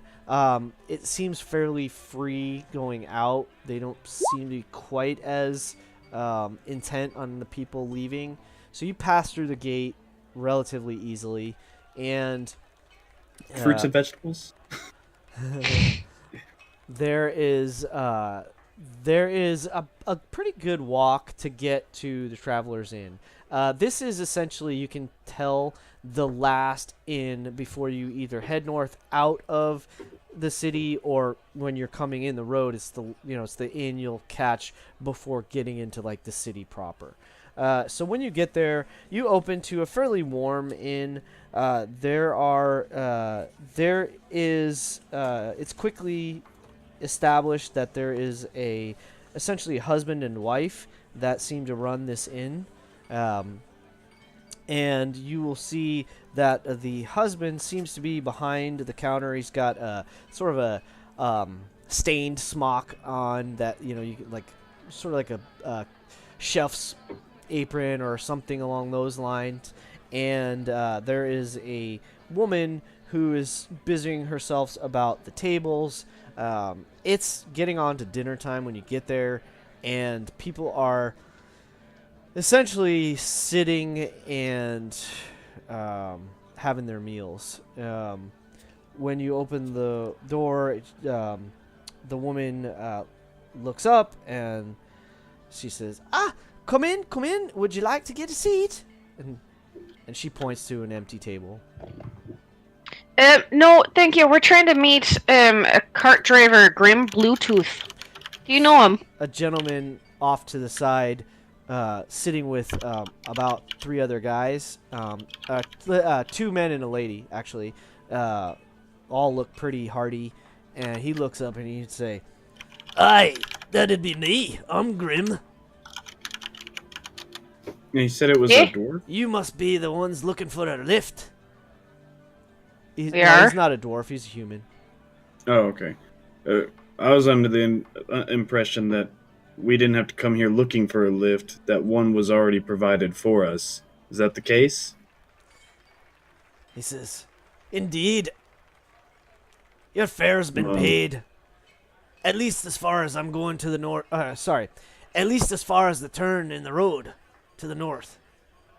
That's correct. If you want to go beyond that, you'll have to pay your own way." Yeah, well, that's as far as we're going, so... Pay your own way. He says, Can I see about getting my cup filled up with, like, a little snifter of something? Of course. How did you want to go about that? I mean, just, like... Could I get a little top off? And I'm gonna pull out my own. Are you saying that directly to someone, or are you asking? Yeah. As we're talking, just kind of like as I don't want to make a big deal of it, but just like as an aside, I just kind of want to get a little. Okay, so hit of something strong in there. So Mary looks at you and says, "I dear, what would you like to drink?" I mean, surprise me with something that'll knock my teeth out. She sort of smiles and raises her eyebrows, like. Okay. She grabs a cup. She turns around, walks over to the counter, sets it on the counter, looks at her husband, it's pretty obvious that they're husband and wife. You can just, you get that vibe from them or whatever. And he says, she kind of looks at him, knowing like something that'll knock his teeth out. He says, and the guy behind the counter kind of like chuckles, like, "Aye, that can be arranged." And he grabs it, and he goes over to where you see a few bottles, and you can see there's a small keg, like a pony keg or something of ale on the actually 2 of them. You imagine probably 2 different types, like a light and a dark or something. There's also a couple bottles. You can see a few wine bottles, cups and things like this. And he actually reaches down and pulls out a dark bottle and pulls it up. It's got an interesting cork on it. I would like Brolin to make a history check. Okay. And then Nap speaks Dwarven? No. Nap speaks Giant and Gnomish. Giant. Oh, no. Okay, Gnomish. Okay, making sure. Right. Does Stevie 19. Because of his fame. Sure. What are the languages Stevie speaks? And I guess Gnomish? Common I have to... Well, of course, yeah. You're gnome. So because she's a rock gnome, yeah. Okay. Perfect. And so, Brolin, what was your roll? I'm sorry. 19 history. Oh. As soon as you see the bottle, it's like you recognize it. It is. It's a dwarven liquor. It's like. It's not like fine dwarven liquor. It's like fire wine. It's like the kind of thing that if you just want to get smashed, that's what you reach for. Like you don't bother with the good stuff. You don't bother drinking ale. You just want to get drunk fast. This is what you reach for. So you kind of know what she's about to, or they're about to pour for him. Yeah. So I just grin. Mm-hmm. You're gonna get what you want, buddy. It's like dwarven moonshine, basically. It's sort of, yeah. That's a good way to think of it. Yeah, precisely. That's fine. So he's literally kind of chuckling to himself while he's pouring it. I would like to also point out to everyone that Nap is very young. Also, he's only 19. Awesome. Oh, okay. So a lot of the doesn't come with a lot of life experience behind it, despite some of the swagger he tries to put on it. I love it. Meanwhile, Brawlwyn's 247. You're a pup. Oh yeah. Yeah, I just grin. You're gonna get what you want, boyo. Well, I hope so. I want that cup back too. All right, so I earned it. No, he takes it out. He pours out what looks to be about a shot into the cup, and passes it back to Mary and winks at her, and then looks at you, Nap, and he kind of winks at you too, like with a knowing, like he knows what you're in for, and then so that little whole deal goes. So Grim, he's sort of, as you walked in, that exchange happened, and and then Brolwyn sort of asks or says to Mary, in a moment later, let's say, oh, by the way, we're looking for Grim Bluetooth. And Grim says at that point, or while that whole exchange is happening, he says, he's looking at Brolwyn and the two of you and Stevie. He says, he's like, yeah, I'm ready. He says, so we're not afraid of traveling at night, and we'd like to leave right after dinner. How's that fare with y'all? We'd like to get get on the route as quick as we can, and we know a good campsite a couple hours north of here. Who's we? You guess that he's talking about the people that he's sitting with. There's like 4 people. So sitting it's at a table. 4. Okay, it's more than one. There's him, 2 men, and a woman. They look like they're all wearing traveling clothes. The woman and one of the other men have like short swords on their side, and you can see there's a bow behind, like standing behind or leaned up against the table next to the third guy. The guy that's Grim, they all look like capable. They don't look rough and rugged. They all look, or like they look like hard, like people that are on the road a lot. Not like hard like a brigand might, or like a mercenary might, but not soft and squishy either, of course. Does looking at them, this is a difficult question. I want to ask, does Nap think that he could take them? But I have to factor into that question whether or not Nap's own ego gets involved. Right. No, so roll an insight check. Okay. Just in case things go sideways and we're traveling on the road. So, and after Mary hands the cup to Nap, she looks at Brolwyn and Stevie and hearing what Grim says, would you ladies like a meal then? Would you like to sit for some dinner? Yes, that'd be lovely. Thank you. As I go into a completely different accent than what I have been doing for the rest of the night. From Scottish to Irish? Yep. Well, to more English more than anything, but yeah. So what did Stevie say? I didn't hear you, sorry. Yeah, Stevie said yeah. She says, I've got some hens ready, or there's sausage and peppers. What would you like? Sausage sounds lovely. Thank you. Yeah, I'll have the same. Great. So she's been leading you to a table near Grim as well. we're doing dinner. Grim- I'll take one of each. And she's like, oh, a hearty man, are you?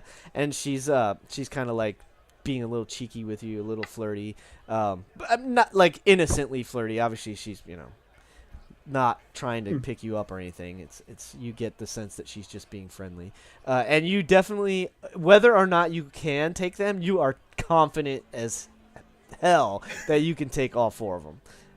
I mean, okay. literally, like all 4. You can handle all 4 of them, not individually. Yeah. Like all 4 at once. You're like, pfft. Yeah, I'd probably drop those 2 in the first volley, For sure. and then I'd take that one out with a hand axe, and then But I've got it all figured out. You know you wouldn't come away unscathed, but you know you could take them. No all right, question. yeah, I got. You're like, I'd probably I'm a catch little bit an more. arrow. I'm a little more at ease. All right, so she leads you over. She looks at Stevie. It's like, would you like a drink, my dear? Sure, beer. Oh, excellent. And you? And she's looking at Brolin. Just a barley water for me for tonight. Thank you, though. Okay. It's at this point that another gal comes out. Doesn't look related. Probably 20s-ish. She's dressed similarly to Mary, like just kind of an apron, and she's got a tray that she's carrying out. As soon as she comes out, they're like, she starts getting orders. You can see that the gentleman behind the counter actually Mary calls out, Jeffrey, we need and she calls out your sorry, Brolin wanted the sausage and peppers. Yep. Stevie wanted The same. Same. And Nap wants one. So she calls out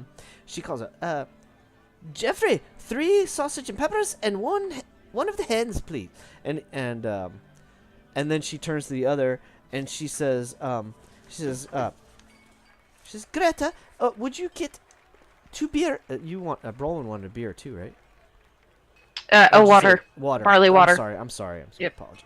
She says, No, you're fine. she says, Greta, would you get a beer and barley water? And Mary looks at you and she says, now, I have to say, we have a new drink. It was suggested by someone just recently, and I can tell you for certain, we are the only ones around that are serving it. Would you like to try carrot juice? Is that got as much kick as my other drink that's coming, or less? Oh, no. It's just carrot that's been turned into a juice. I have to say, it's quite sweet and tasty. So I'm good, but thank you. So you have someone like chew it up for like, or is it like you can't squeeze a carrot like a grape? No, we mash it like you would for making apple juice. That sounds wholly unappealing. She at this point there's other tables, so she starts moving around and kind of leaves you all to your business. A few minutes later, Greta has brought a beer over, brings over the food. As she walks off, I'm gonna turn to Brolin and Stevie and just be like, I think that priest was onto something. There is definitely some kind of evil in the air if they're taking carrots and turning it into juice. The North likes to mess with their foods. Did I get my drink at this time, or? Oh, she gave it to you before you even sat down. Oh, okay. Have I slammed it yet already? Like, if that was your intention, for yeah. No, I'm just bap. When she handed it to you, she said, that'll be 4 silver." Okay. I'll. How much is it for the food as well? I guess. So if you're not taking a room for the night, you guys, did you heading agree out. to head out when they're ready to leave? That was sort of Yes. left hanging. Why you gotta be like that? So drink 4 will be silver alright. for the drink, and then how much for the food? We're looking at 3 silver each. Okay. Modest. These are So people like 6, so that'd be farmhands and travelers, and so they could get a that'd decent basically be a gold piece for me then, right? 4 and 3, 7. No, 7 silver. Not even close to a gold. Oh, well, I got 2 meals. 2. Oh, sorry. So yeah, for 7. So 10 silver. Yes, 1 gold. Okay. Thank you for being honest. I'm So she brings out. At this point, Grim, he's sort of had a little conversation with the other, and he looks to you. He says, kind of teasingly, "So heading out on a secret mission, are ya?" And he Oh kind of yes, winks. top secret. And he winks. As he I'm says, eating, I'm just be like, "What's it to you?" he kind of winks. And then He just says, keep eating. He says, I don't really know Renowin that well, but he seems like a good chap, and so I'm happy to help y'all. He's like, again, you get the sense that this dude, he knows what he's about. He has a very sure of himself kind of attitude. He's not cocky. He's not cocksure. Cheerful, friendly, confident. I don't like him. You guys finish the meal, and pretty much as soon as they're done, they head out the door. Excuse me a second. I'm gonna be, for the record, did not eat my meal at all with any kind of utensil. So as we're going, Sure, no problem. You're not I'm the just only constantly shaking my head at you, aren't I? one. No, he's and not if the there's only any, one in the if there's inn. anything left on my fingers, I'm just gonna. Nice greasy beard. Yeah, You're well, I mean, Goliath. You don't have beard. You don't have hair. I have a beard. To be fair, that depends because there's actually nothing that says that they don't have hair in Fair most enough. of the Forgotten Realm stuff. Yeah, that's all right. That's probably 4th edition thing. Anyway, that's fine. You got chops. And I was gonna say, worst case scenario, it could be part of the whole shrink curse thing. Fair enough. You got these Elvis chops, and you were shrunk to your size. But They're you love the chops. they're- That's the thing. Yeah, they're like 1776 Oh, kind of nice. Even better. like old school Wolverine Mr. chops almost. Mr. Gibbs chops. Exactly. Yeah, they're bushy. They're out there. So I'm Fabulous. I'm taking that chicken grease and I'm making sure. All right, so y'all head out. Grim's got it's a decent cart. You can see it's stacked with some boxes, a few crates, and a pretty good sized keg or barrel. Might not be a keg, but it's some big good sized barrel. Excuse me. He's got it's 2 horses that pull the cart, and I don't like it. I don't care if you don't like it. You're getting in the back. and then there's also 2 horses that are ridden. Grim sits in one horse, the archer sits in the other, and then you have there's a driver up front. It's actually the woman, so she sits up front. She's kind of like stows her short sword right next to her. There's space for someone to sit next to her if you would like to. The other dude with the short sword is like kicked his feet essentially off the back of the cart and is kind of like sitting on the back end of the cart. Is the cart open or covered? Yes. Or no, it's not covered. It's a fairly it's open. not covered. And you can kind of tell there's things are tied down. The cart doesn't look. It's not jammed full, so there are. I'm gonna give the horses a wide berth Sure, and you can and tell get that. into the back of the cart. Sure. You can tell that the 2 riding horses, even though they're being ridden, actually are pretty well packed too. With it looks to be like bedrolls, tents, provisions, that kind of stuff, to kind of keep a little bit of the weight off of the cart. So you get the sense that they're gonna do slightly better. So horse, slightly better travel than human, but they do have the cart, so it's just an easier route. You don't have to walk if you want to. Yeah. All right, so you guys head out. The first 2 days, don't take any. Sorry, let me get a measure of this. Make sure I'm giving you. And then the right while numbers. we're traveling, I'll mostly be sleeping, eating, and then cleaning my gun and Sure. making sure that everything's working just right on it. Yeah. So the first night, you guys. I'd probably sit shotgun just to keep an eye as we go. Awesome. How about Stevie? Stevie was probably sleeping or smoking. Love it. Kicked back in the back of the cart. If Stevie's smoking, I would like nervously scooch away from her just a little bit. Okay. But you are sitting in the cart, I'm right? sitting in the back as well. Right. Like, So you and the same thing.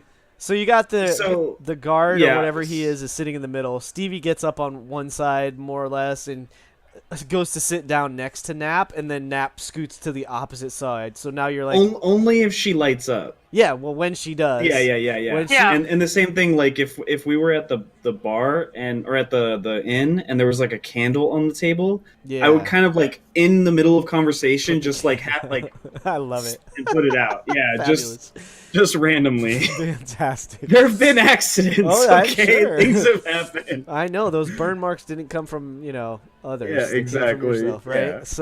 Yeah. So Stevie kind of takes out this really coolly crafted gnomish pipe. I'm guessing little gnomish pipe. Yeah, a little tobacco or something or whatever. Maybe some fun stuff and packs Tobacco. that. And excellent. So she starts puffing on a little gnomish pipe. You've seen plenty of gnomes do this, and it's fairly common. Of the gnomes you've seen, for sure Nap has seen this.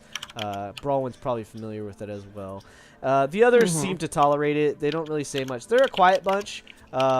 They seem to be like down to business. They're not surly. They're not aggressive. They're not how do I want to say distracted either. It's like they know what they're doing. They know what they're about. You can tell they've essentially got two flankers and a point and a rear guard. So these people, they know what they're doing traveling the road.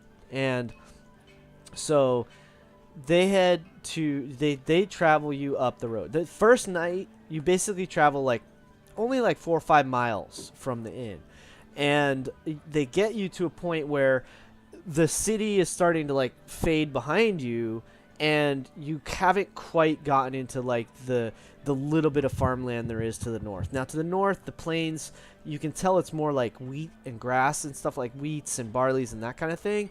Not so much more like vegetable farms and that kind of stuff.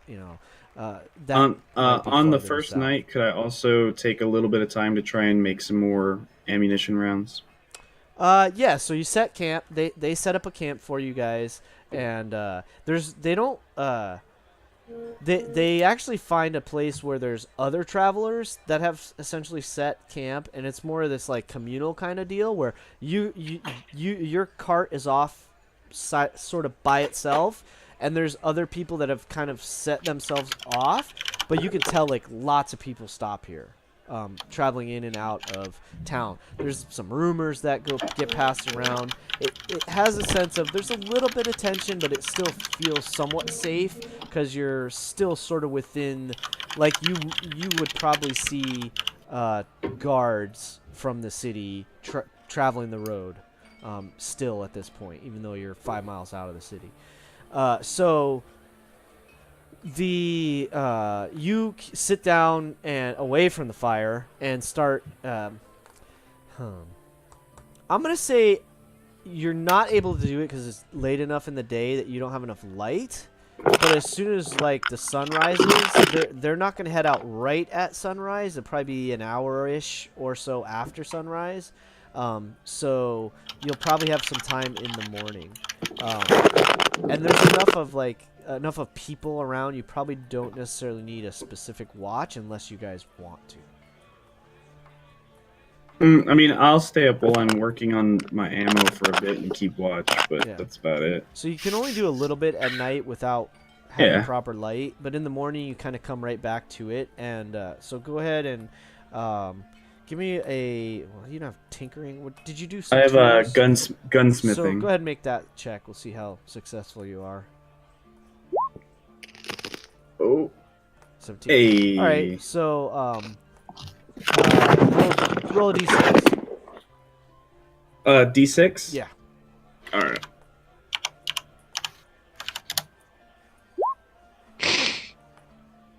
So you're not in a shop, but surprisingly, you find a pretty good flat rock that you can work on. That actually works pretty well. You roll out a soft piece of leather to work as a sort of a tabletop or something, and keep everything collected. And you actually manage to tie off 4 extra rounds. Nice. Yeah. You know Okay. you would have been able to do more if you were in a proper shop with, you know, the right equipment. Been a long time since I've been in a workshop, though. Right. So, you're good. He's Couple 33. more. Stevie and Brolin wake up. You're rested. Again, you have all your hit points and everything back. About Are there snacks? say it one more time. Are there Where we are? are Yeah. there snacks? She says as she chomps into something. Yeah. Yep, you can get snacks out of your bags. Oh, And they've- I've already eaten breakfast. Yeah, they actually the Grim they do like a communal deal, so they make like a stew at night, and they kind of serve you from it if you're interested. And then in the morning, it's sort of the same thing. They've actually got some eggs going already, and they mix that together. About an hour after sunrise, they start getting things packed and ready, and so like maybe no more than 2 hours after sunrise, they're ready to hit the road. You guys travel north. For the sake of time, I'm gonna say you get two. Actually, I should ask: are you guys all good for going like another hour, or is it? I mean, I know it's. Like, I'm for fine. you and I, it's 11 o'clock already, so I just want to make sure. Yeah. Yeah, I'm okay. Cool. All right. So, just wanted to check in. So y'all head out, and I'm gonna say the next 2 days. Why don't you guys each roll a survival check? Survival. See how 3. easy and successful. I'm you not got. very good at that. It's all right. Oh. 15 from me. 15. So Nap spends most of his time essentially sitting in the back of the cart, giving everybody a hard time, and not really contributing hardly at all, which seems to rub them a little bit wrong. Luckily for you, Stevie and Brolin sort of make friends with the travelers that you've gotten, the merchants or traders or whatever they are, and you sort of make some small talk. Stevie, you share some of your pipe with them. They're kind of like, Brolin is helping around with the horses or whatever she's doing, like to make things a little smooth for the travel. So you spend the next 2 days relatively comfortably traveling and easily traveling. You get to this point in the road where it very clearly starts to bend heavily to the northeast. And at some point during the day, they stop, and essentially there's a turn point, and it's like the end of the day on the second day. And you set camp, and Grim tells you that the next morning, he basically points slightly north of due west and says, you'll want to head that direction until you hit. You can't miss Lance Rock. It's one of the most easy features to find. It's just head straight across the plains.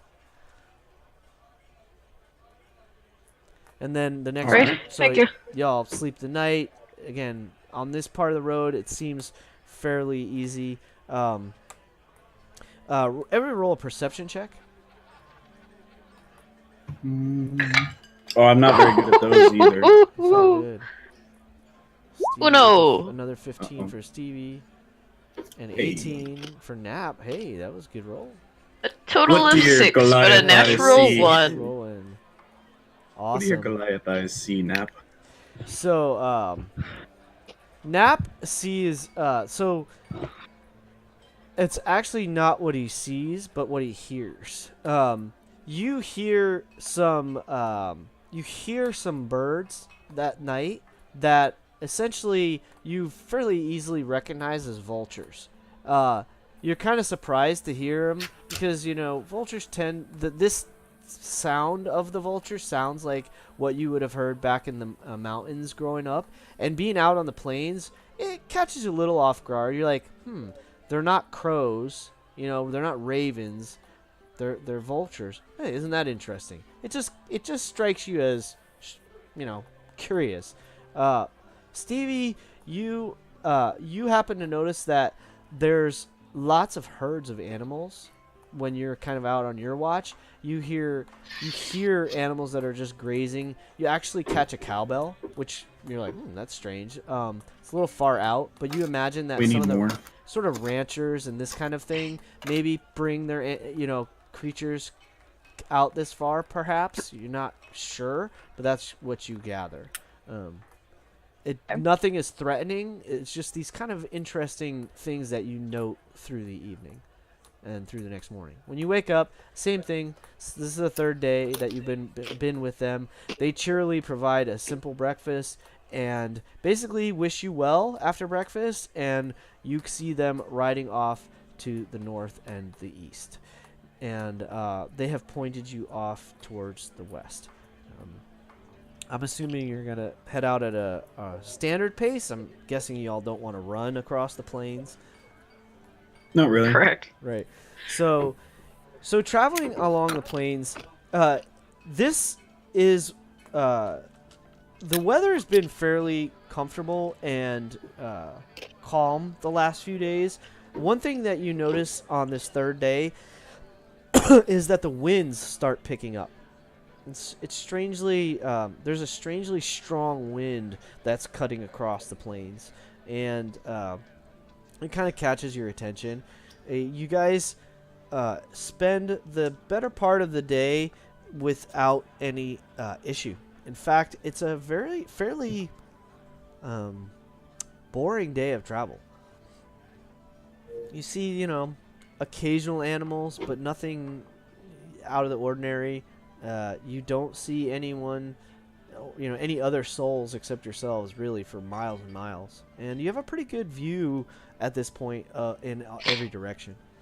I'd probably spend at least part of the last portion of the day kind of dragging my feet like, I'm so bored. Sure. So you slow down a tiny bit as it gets towards dinner time. And who would like to try to find a place to sleep? Not Nap. I'll try and look. All right, give me a survival check. All right. That's better. 18. Excuse me. You are able to very easily find a comfortable grouping of like some nice rocks and a little bit of it almost looks like some grass that's been chewed down a bit by some animals or something. You search around, you don't see anything that, like, it doesn't look like anything's nesting here or anything like that. You get the sense it was more like maybe some like wild antelopes or something like this that might have been grazing. But it seems really comfortable and it's surprisingly perhaps even defensible. There's like a boulder or two that you could like duck behind if you needed to for any reason. Okay. So I would like would you guys care to make a watch for the evening? Sure. I'll take the first bit. Okay. Who wants to go I'll in take the middle? second. All right, and then I guess Stevie will handle the morning. Fantastic. All right. So, out on the road, just before somebody's got music playing in the background, I think. Oh, that's probably. Hold on a sec. Sorry, it's a little distracting. Beautiful. On the unfortunately, at night, right before you're setting camp, you hear some cracks of thunder, and a rain starts rolling across the plains. It doesn't take long to overtake your camp, and even though it was a really nice campsite, it's kind of a dreary, yucky night. I don't know what sort of provisions you all have in the sense of bedrolls, tents, etc., but it's not the nicest night. Your fire is kind of measly and meager, and you can you can light it and keep it going, but it's rough. Hurt me. You're all right. Bless you. I would like you each to make a perception check.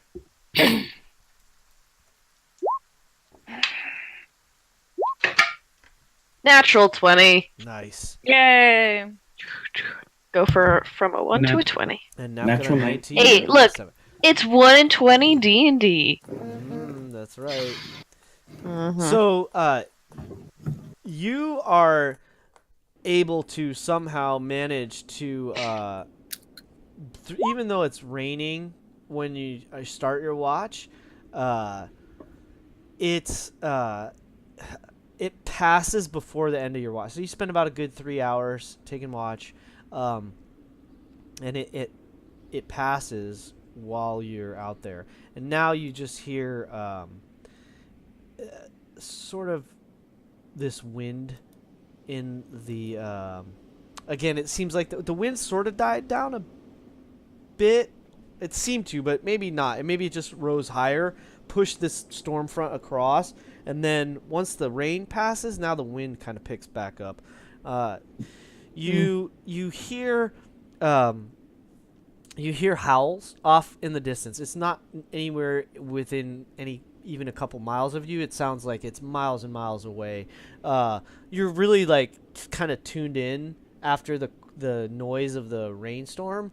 The quiet of the wind is sort of it's almost eerie, and at the same time it's sort of calming too. So you hear these like just the sounds of nature, crickets and the like come back out after the rain, and your watch goes by uneventfully. You pass it on to Nap.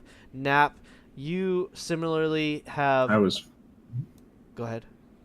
I was first watch, wasn't I? Oh, did I? I'm sorry, I mixed up backwards. I apologize. That's all right. So Nap takes the first watch.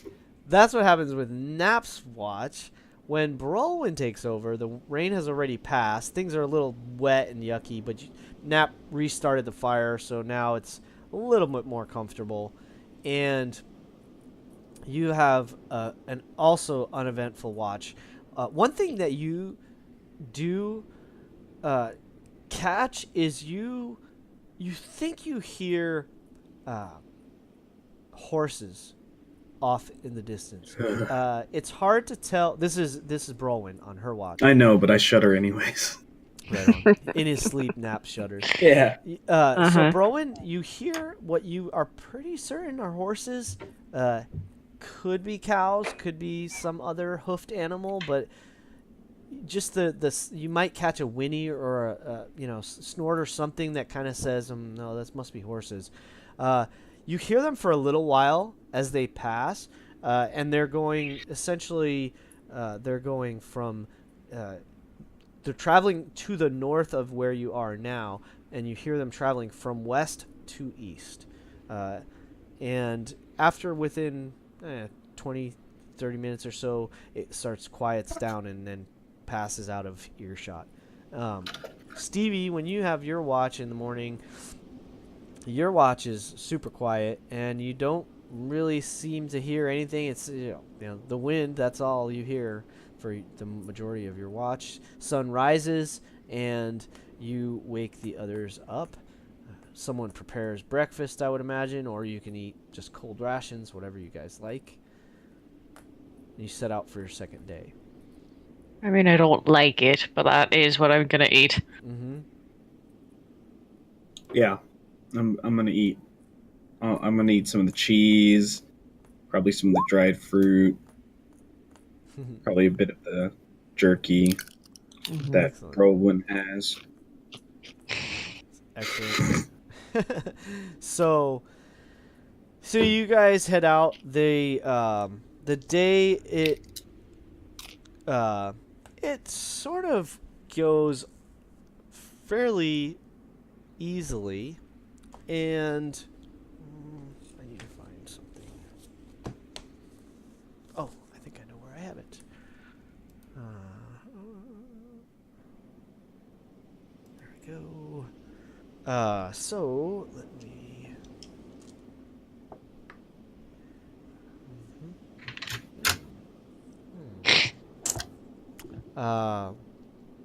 Everybody roll a perception check for me.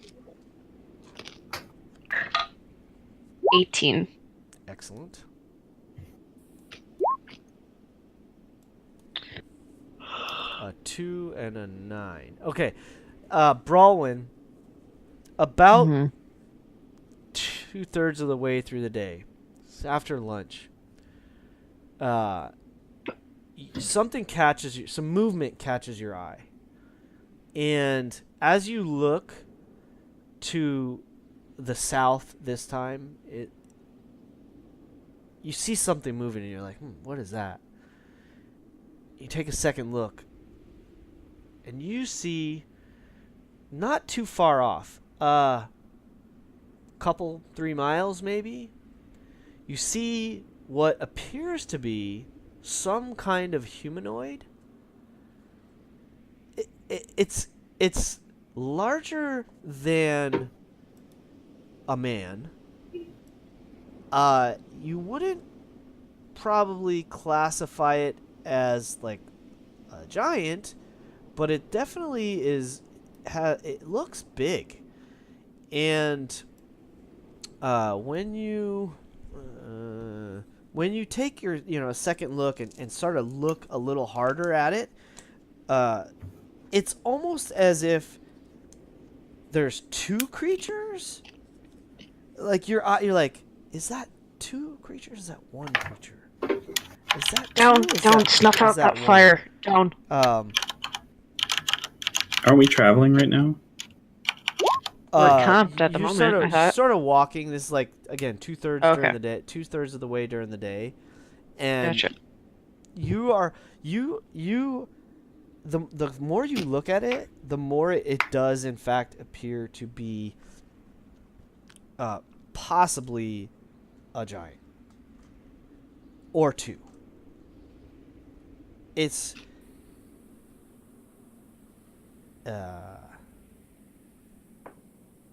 hard to say.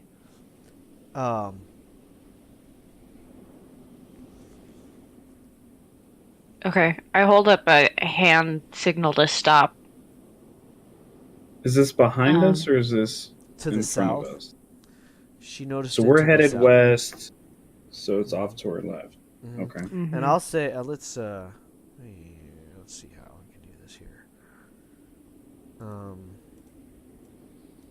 Oops, I did it wrong. So we're gonna say, y'all are somewhere around here. I mean, Okay. we're all big right now, so but it's somewhere around there. It's about not quite a day off of, or no, a little more than a day off of, because the first day went pretty easy. So you're actually a little farther. You're probably more like, let's say more like here. You've started to see the cliff face come into view off the distance. It's actually hard not to see it, even from the road, but it's getting taller and taller. It's sort of looming.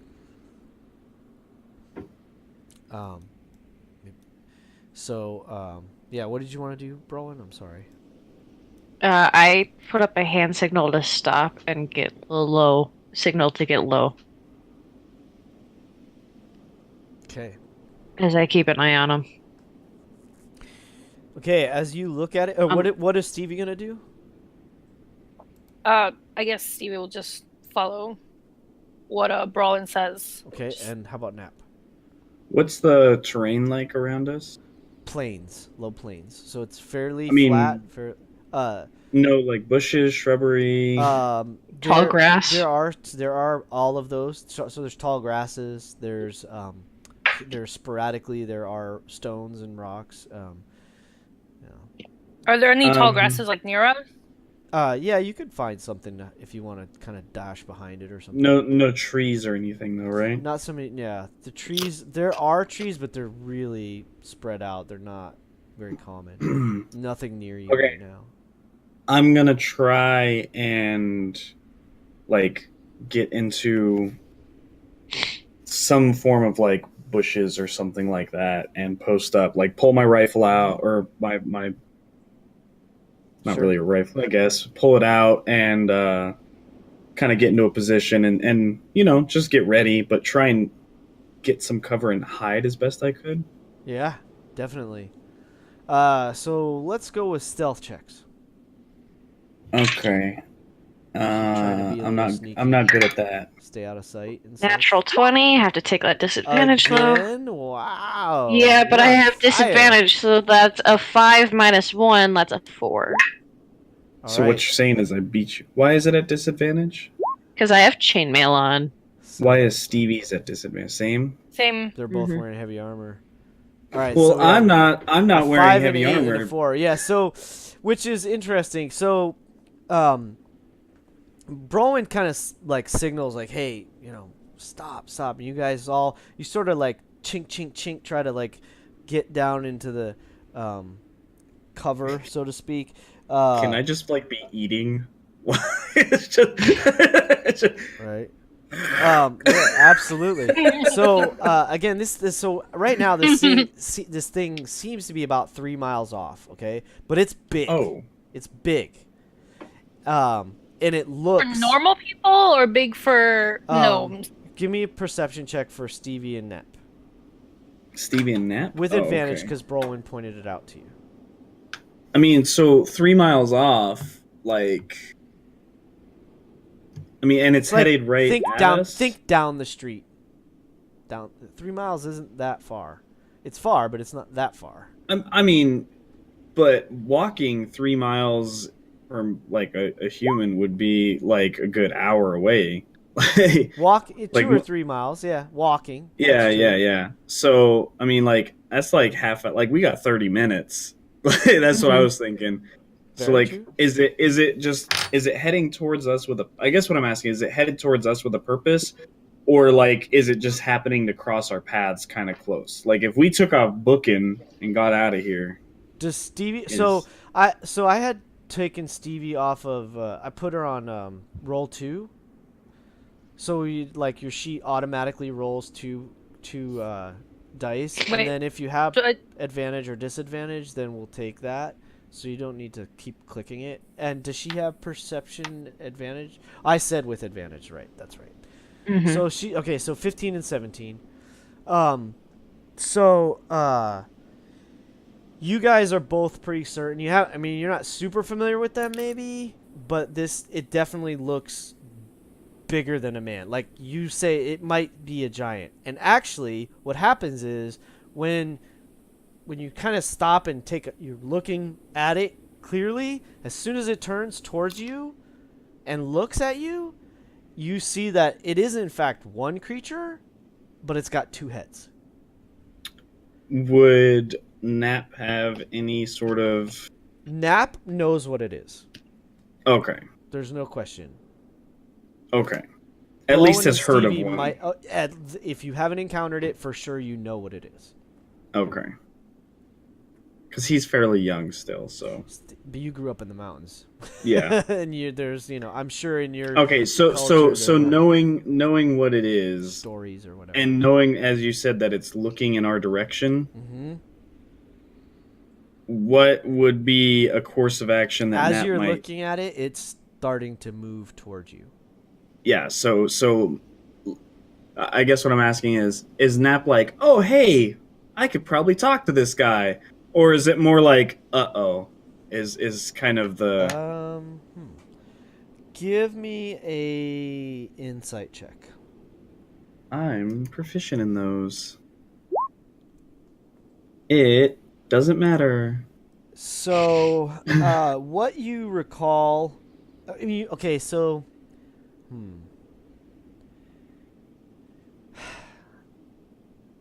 the only thing that comes to your mind is that they're known to be chaotic. You might even say of 2 minds.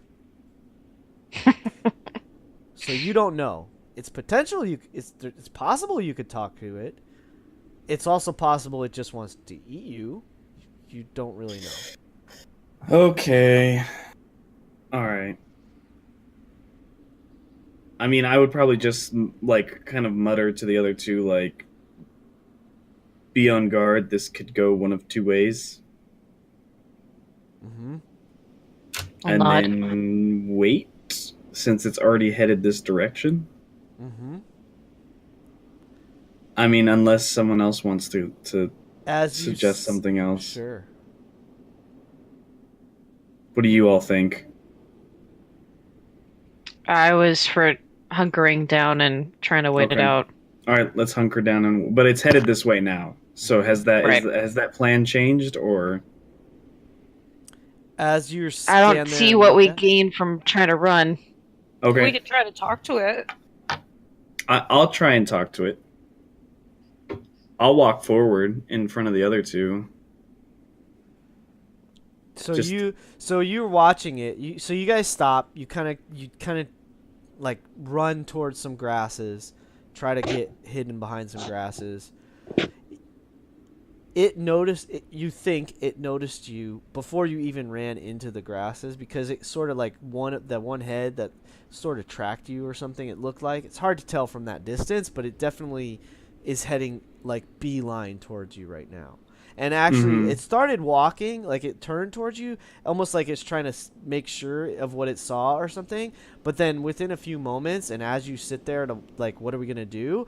It starts to trot, and then it starts to jog. It's not sprinting, but it looks like it's on a mission. Okay, I'm gonna yeah. I'll stand out. I'll still have my rifle, not pointed at it, but at the ready. And I'll wait for it to get close enough to say something to it. All right. It gets about halfway towards you, and you see it sort of stop and like put its hands on its hips, and seems like it's taking some heaving breaths. It's still focused straight towards you, but it looks like it had to pause for a moment.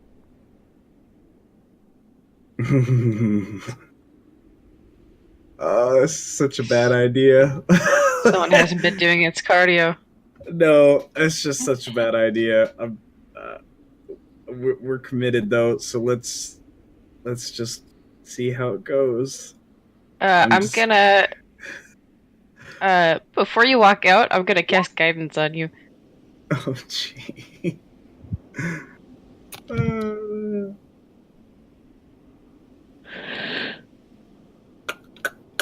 Yep, I'm waiting. Mm-hmm. Mm-hmm. Sorry, I had to check something. I was reading something. You're doing what now? I apologize. I was So, looking at something. Brawlwyn cast guidance on me, and So I'm waiting for this creature to get close enough that I could attempt to parlay with it, either with words or with firepower. Sure. So essentially after it, And I would like to talk to it when it gets between like 120 and 40 feet from me, Mhm. judging on the range of my weapon. 120 to 140 feet. Is that what you said? No, like 100. Like once it gets within about 120 feet is when I'm going to start trying to talk to it. If it gets within about 40 feet is when I'm going to start thinking that Talking maybe to it. talking to it. Yeah, Fair enough. I'll use louder words at that point. Fair enough. Fair enough. So it starts heading your direction. Obviously, it catches its breath, apparently, and starts picking up its pace again. Like starts lumbering towards you, and then after a little bit of lumbering, it starts to kind of trot. It gets to like, it gets closer and closer. It's about getting towards like half mile-ish, quarter mile-ish out. And you imagine that it'll be here within, let's say, within 2 minutes. Mm-hmm. It's fairly big. It seems to run a little bit faster than a human might, so you don't have that long. So it's 1,000 feet away. You're right. Are you ready? You're right. Are you gonna try to yell out at I'm it? ready. Or? Yeah. So as it gets close enough within like shouting distance, I'm just gonna put up a hand, and I'm assuming with how big it is in giant, I'm just gonna be like, "Hey there, friend." Okay. So you want to call out, "Hey there, friend"? Yeah. We're all gonna die. Oh, Let me, for sure. For sure. We should have run. We're so short. We're gonna die. What Nap wouldn't give for a horse, right? It's Not not to ride away, to give to the thing to eat. Yeah. To Yeah. use as bait. Uh,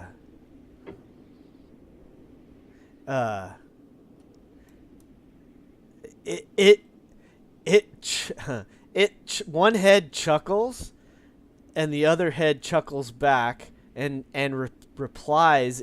Sorry. Let me say that a different way. One head chuckles, the other head replies in giant and says, "I don't call my lunch friend." And it keeps running towards you.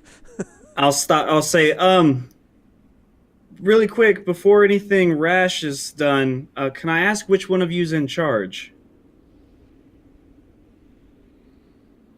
I'm calling out to both heads. Okay. Can I ask which one? Interesting. I just want to talk to whoever is making the decisions around here.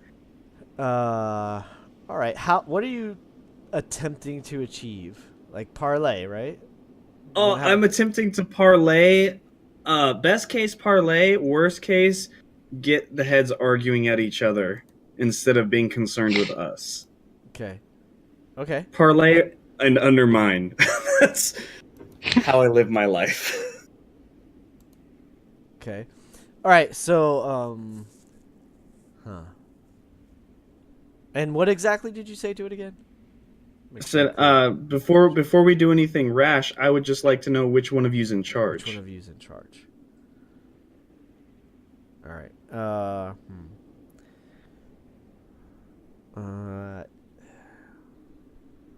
That's a great question. So the one that said that to you initially,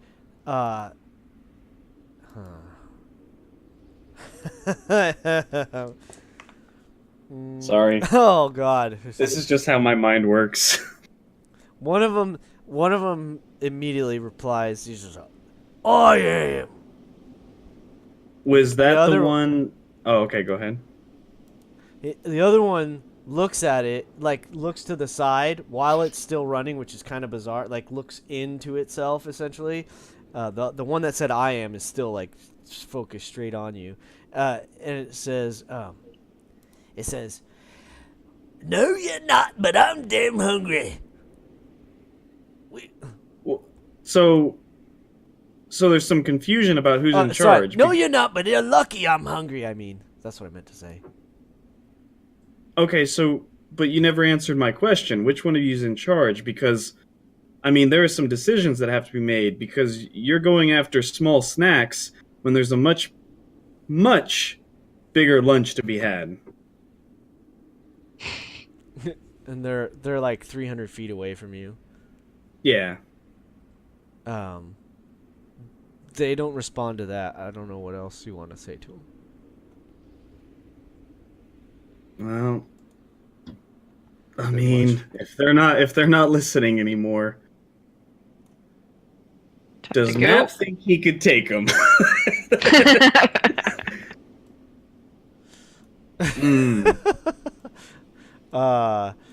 That's a good question. You tell me. Okay, knowing what Nap knows of these creatures, any like interactions that other Goliaths would have had, war stories, that sort of thing. How did other Goliaths fare in single combat with, or in a group of say 3 with these things? Give me a history check. History check. Come on, big money, no whammies. Oh.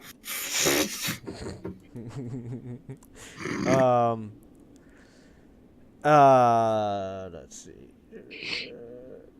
Do you want to use the guidance and roll a d4 to add on to that? Nope. Yeah, I mean,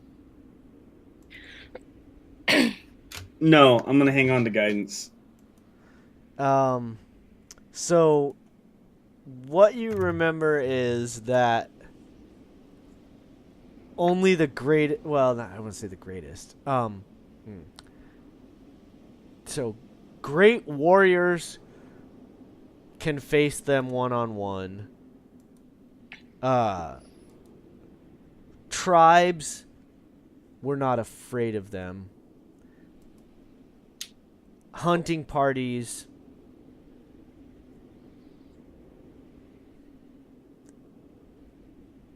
indeterminate. It's you don't. Okay. You're like, you don't. You know, that's hunting parties. Try to avoid them, let's say, but you don't know what that means. I'm pretty sure I'm gonna die is what it means. Okay.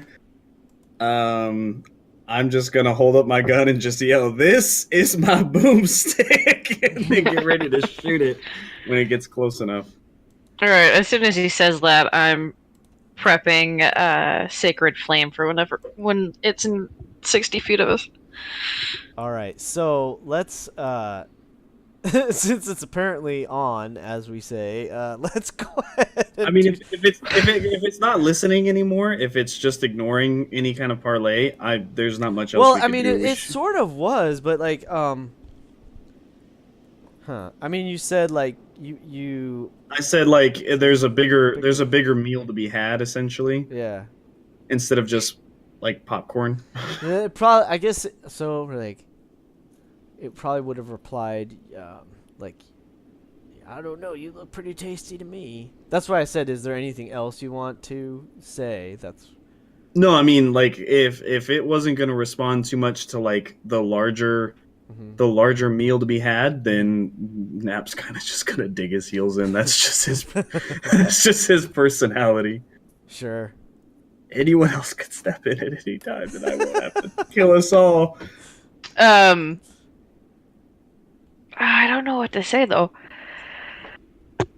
I mean, you all are still kind of hidden-ish. Yeah, really. I speak giant though is the thing, so I could step in, but I don't. All right, I it's don't like know what to say. It's like 150 feet away at this point. Okay. So I'm just gonna kneel down to one knee and get ready to shoot. See if we do this. All right, so that's sort of what's coming, lumbering at you. It seems to have a weapon in each hand, some kind of a crude bone in one that sort of looks like a battle axe, the way it's carved, and it's got this like gnarly looking tree stump that's got like sharpened points that essentially resembles a morning star in the other, and it's barreling down on you. Did you want to say something else? It's at 150 feet, so it's going to be, you gauge at the speed it's been heading to you, about 15-20 seconds it's going to be up on you. All right, I'm moving up next to Nap. And it took about a good 15 minutes to get to this point, but at this point it's like, oh yeah. Yeah, as soon as we were seeing that his talk wasn't working, I'm just moving up next to him. Yeah, just shoot the fucking thing. Yeah. So when it hits about like 100 feet away, yeah, I'm gonna take a shot at it, and then I'm gonna run like sideways. Okay. Away from like to kind of get some distance around, give it multiple targets basically. Fair enough. Okay, good idea. So, where else? What Stevie and Brolin want to do? I've got Sacred Flame. Right, but I Set. mean, as So- far as like, you just like standing your ground, moving. Stevie's probably just gonna start to run towards it. All right, super. So all right, so we'll put. I'm trying to suicide plan. Stay within like 60 feet of all of them. Okay. So that both Very of good. those Okay, guys that's perfect. All right, hopefully don't die. So but, let's yeah. go ahead and do initiative though, so we have a sense of how quickly things escalate. You might have a little bit of, since you have a bit of a head start to attack them, and apparently they are slow as hell. So, Oh jeez. oh jeez. I don't that should remember help you. how to do initiative. Click on your token, and then on your sheet. Oh wait, I beat it. You click on the initiative. I beat it.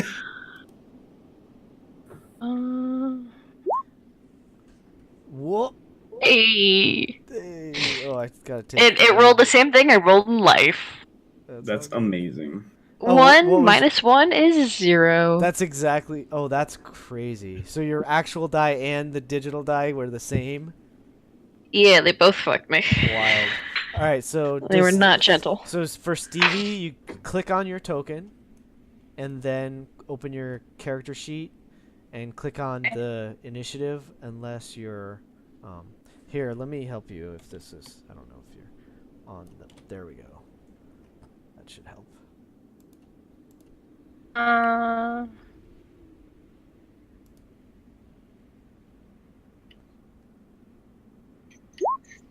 There it is. All right. Perfect. Hey. Perfect. So this is good. All right. So the first thing that happens, Stevie, you start bounding out towards it. You run. Yeah. Are you running or are you walking?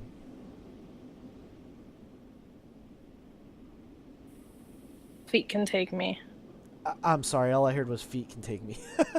Yeah, that's all I heard too. As fast as Oh, my I little heard feet him can run. take me. All right. Gnomes run at 25 or 30? 25, I think. Yeah. Okay. So you bolt out there. You cut the distance. You're, 100. You're 50 feet closer. Next thing that happens is that Nap, you step out, sort of to one side or the other. Pick a direction, right or left. So, well, I'm shooting at it once it gets close enough, and then What's your running range? to the side. I shoot. It's disadvantage past 40, but I can shoot out to 120 feet. Okay, so you're gonna have to wait till it's next round. Yeah. So, okay. So I'm gonna. Yeah. If it's not within 120 feet, then I'm just gonna wait until it. I'll tell you what. I'll hold my turn. When it hits that point, I'll shoot it, and then I'll run. Or no, you can only hold your action, right? You can't only hold that's your, right. okay. So you can move now hold and your then fire when it gets in range. I'll hold my turn, shoot when it gets in range, and then next turn I'll move. All right. So it's running at you at this point. So it gets 80 feet closer, and so it is now within range. Okay. And what's the range on Sacred Flame? 60. Okay. All right. So it's currently at 70 feet away from you. It's just out of the range of that. But you know so it's going to be beautiful. on you the next round, or you estimate. Oh, no, that's not right. It'll clash with Stevie first. So there's this thunderous as the mule kicks in, and a shot flies through the air, catches it in the shoulder. It staggers a moment, but keeps trucking towards you guys. Okay. Can we hold for a second? Yeah, Or I need to step away. My family just got back. sure. Let's take a. Oh gosh, it's 11:45. I'm willing to go a little over if y'all want to do this battle. Is that okay with you? So, yeah, I'm fine. Well, I mean, you, it's only, early. It's not even 9 here. Yeah. It's really more for Sai. I don't want to. Yeah, I'm okay. All right, good. Let's do like a quick 2-minute bio or drink or whatever, and we'll come right back. I will. Let's see. Cut. Okay. Oh, that was quick. My mom put her cold hands on the back of my neck, and now I'm cold. Fun stuff. Well, I guess we're not going to do a moment break because I'm ready to go. So as long as you 2 or 3 are okay, we'll keep rolling. I'm good. Sweet. All right. So, Yeah. so the mule blasts out, and the Etten takes a huge blow, and keeps rolling forward. And it is now Brolin's turn. It is just outside of the range for your Sacred Flame. Alright, well, I'm gonna move in range of it then. Actually, and then, yeah, well, I'll stick to the Sacred Flame for this one.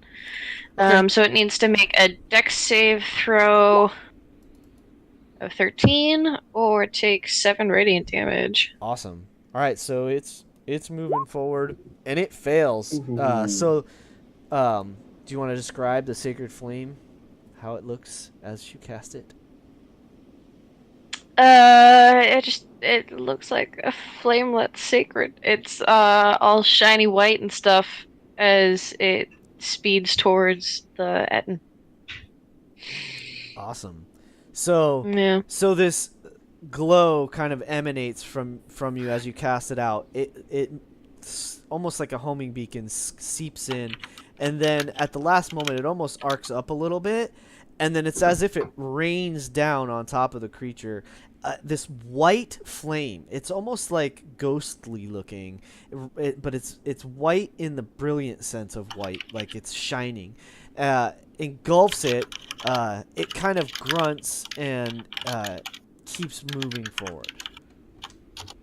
Seems to shrug it off almost. And This is how we die. Second level. Second level.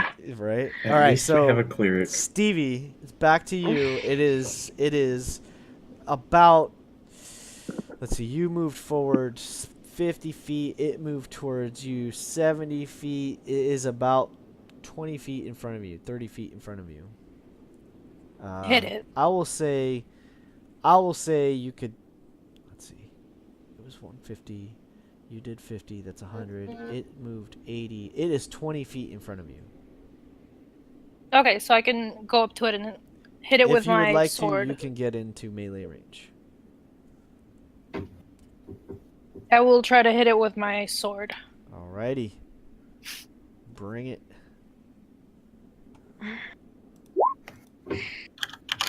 Oh, Ah, Stevie! You must you Nice. call on your ancestors or something like this, and in fact, Brawlin, you are almost bolstered by this display of fighting finesse. As all good dwarves know, when you're fighting a giant, you go for the ankles, and Stevie runs in between its legs. And just takes this horrendous slash across, like reaches behind it. She doesn't attack the front of the creature, like behind its leg, and takes this nasty slice at the back of its leg. Now, I do things differently with critical rolls. We're gonna have to change the dice and stuff for your weapons. So when you roll a critical roll, you automatically get max damage plus 1 die roll plus your modifiers. So you're using a longsword. Now, one-handed or two-handed? You use a sword and shield, right? Yeah. So one-handed is D8, so that's a 8 plus your roll, which you rolled an 8. So that's 16 plus 2. You did 18 points of damage in that strike. So you take Nice. so it takes this horrendous slice to the back of its leg. It actually, one of the heads cries out. The head that's on the same side as that leg just cries out, "Rawr! You!" and looks down at you in anger, frustration, not quite fear, but surprise. Nice. Yeah, that was brutal. Remarkably, still looks pretty damn tough, towering up above you. With that, Nap, you have the option. Did you want to scoot out to the side? Right now, you're sort of standing, not quite next to Brawlin. She took a few steps forward from you. How far away am I from the creature? So you didn't move. It moved 80 feet towards you. You're 70 feet away from it.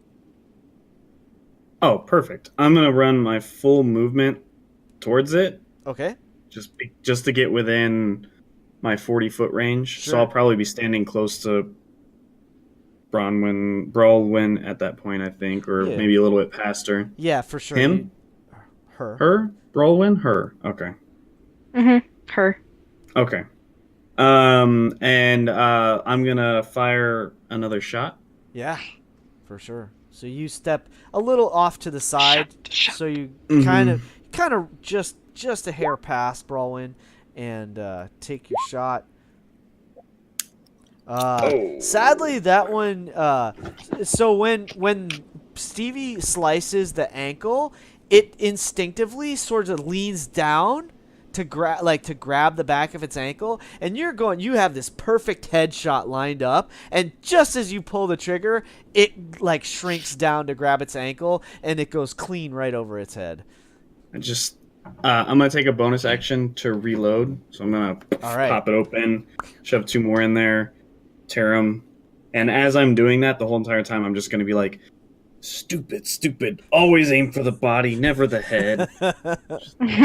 Awesome. Fantastic. Check. Hey, check. Can you hear me now, Sai? Sorry, was Sai having mic trouble or hear us? I guess. Check.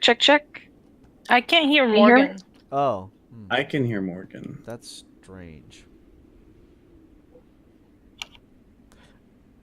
I guess we could try to reload Discord, but in the meantime, you have an Etin that is staring down at you, Stevie, clutching its ankle. Not quite clutching because it didn't drop its weapon, but it definitely reached down instinctively, looks down at you, and both heads sort of simultaneously growl at you angrily, and it's gonna take. I growl back. Right on.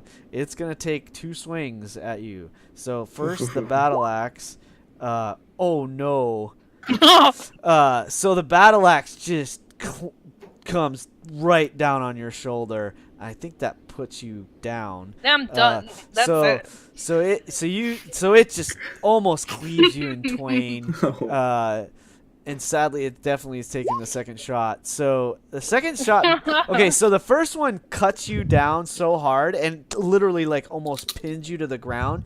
The club was gonna swing across, so there's this moment of discoordination between the 2 heads. So the club just harmlessly whiffs right over the top of you. But you got Brawin and Nap just watch in horror as Stevie just gets horrendously torn asunder darn near. And actually, I'm gonna do something because that was massive. So let me get that ready. How far away am I from Stevie? You are. Let's see. You moved. She moved a full 50, and you moved 25. So you're 25 feet away from her. Okay. All right, so that is the Etin's turn. It just, after that, it laughs. You hear 2 differently distinct laughs. Okay. Then Brawlin, it is your turn. All right, I'm gonna move my full move. Okay. To Stevie and cast Cure Wounds on her. All right. Sounds good. All right, Stevie, you regain 5 hit points. And just a reminder, if you guys want to use the tokens, you can click on your token, click on the red button. Red is your hit points. Mm-hmm. Green is your passive perception. That's for me. Blue is armor class, also for me, so I can just at a glance check at it. But if you want, you can click on the red bubble and then put minus whatever. So Stevie, or you can just type in the number. So Stevie, I'm going to do it for you. You are right now at 5 hit points. And so you guys should each see each other's red bar, which indicates how much health you guys have. So Stevie, you go down and everything flashes before you. A moment later, this axe is like still in you. It hasn't even had a chance to pull it out yet, and you just kind of like you're like almost in shock as this. You're all right. In fact, I think you probably are. And now our cleric is out of spell slots. That's not true. I have 2 more. I don't think I have a bonus action that I can use because the only other bonus action spell I have is also first level. So that was a bonus action. What about a right? cantrip though? No, that's a Cure full Wounds, action. That was action. Yeah, I was for thinking healing word. Sorry. All right, so Yeah, the rest of my stuff is all actions. So All right. I'm done. All right, super. So Brawlin says her prayer to quickly casts Cure Wounds. Stevie comes back to life, as it were. I'm gonna say you're sort of pinned at the moment, and you're prone. So if you would like to, you could dislodge yourself. It's literally stuck in your shoulder. You can dislodge yourself and stand up if you would like to, but I would like a strength check. Okay. Do I just click on my strength? That would have been athletics, sort of. Oh, So athletics. I should have said athletics, but sure, I'll So give you the roll benefit of the doubt. athletics? Roll athletics. Yeah, let's do that. So it includes whatever. Hey! So you kind of steal yourself, and yes, with a nat 20 on the reroll, you steal yourself because you know it's gonna freaking hurt like hell, and you push off. You're like, ah! You maybe cry out as you do it, and then stand yourself up. I'm assuming you're not going to try to move away from it because then it gets an opportunity attack. No. Would you like to attack it? For real, 1 in 20, absolutely. Would you like to counterattack? Take another swing at its ankles. Yeah. Do it. I will try to attack it. All right. So, collecting yourself, you grab your sword off the ground and take another slash at its legs. This time, you kind of miss the ankle. You sort of cut more into the calf. It injures it, but it's not a really deep wound.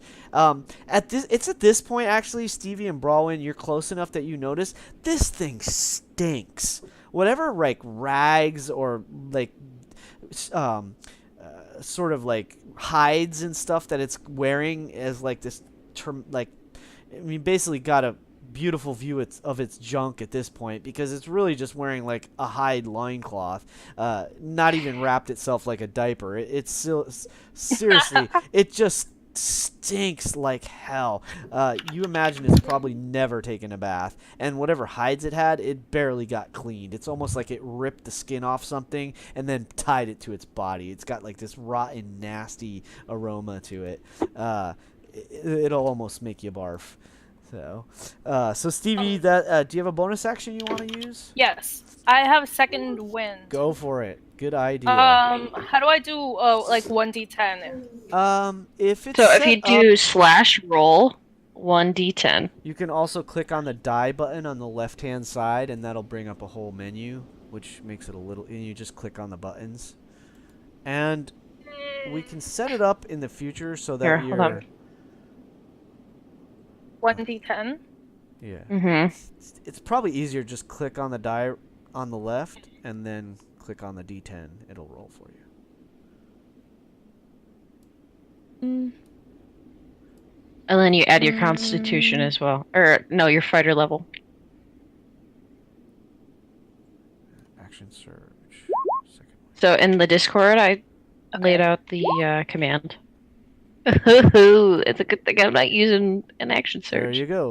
D10 I got plus it. 2 So, is an 8. All right, well, super. action surge is different than second wind. Yeah, sorry, I said that. Right? Yeah. oh yeah, sorry. Second wind. so you pull up. You again. You're a fighter. You're used to this. That was a shock to your system, and you know you're gonna pay for it later. But the fight is on, and so you kind of steel yourself. You do some couple like. Maybe like take a couple deep breaths to kind of center yourself. You set your stance, and you grab, pull your shield a little tighter. You regain another 8 hit points. So if you are up to 13 now, I guess. Yeah. And that is Stevie's turn. Well done. All right, Nap. You saw Stevie within the matter of moments. First, she gets cut down to the ground with an axe the size of your whole body, and then you watch as miraculously you see Brawwyn, use her mumbo jumbo and her mojo, and lays a hand onto Stevie.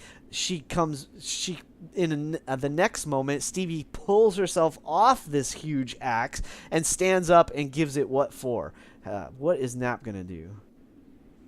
Nap, having fully reloaded, I'm within 40 feet of it, right? Just barely within 40 feet of it. That is correct. I'm going to. You could take a couple steps forward too if you needed to. Nah, I'm fine. They're fine. I'm gonna shoot it. Big surprise. It's a good call. Oh, I And thought it was a nat 20. this time, remembering that, go for the body, go for the body. As you see Stevie nodding to Brawlin, you aim just above their heads, like almost right at its waist, like right at its belly button.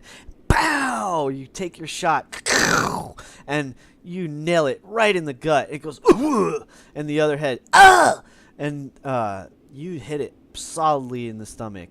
You guess at this point, it seems like it's in game terms, it looks to be like it's starting to get bloody. It's bleeding now from a couple wounds, sort of limping to it, leaning its weight away from the ankle that Stevie sliced in her first round.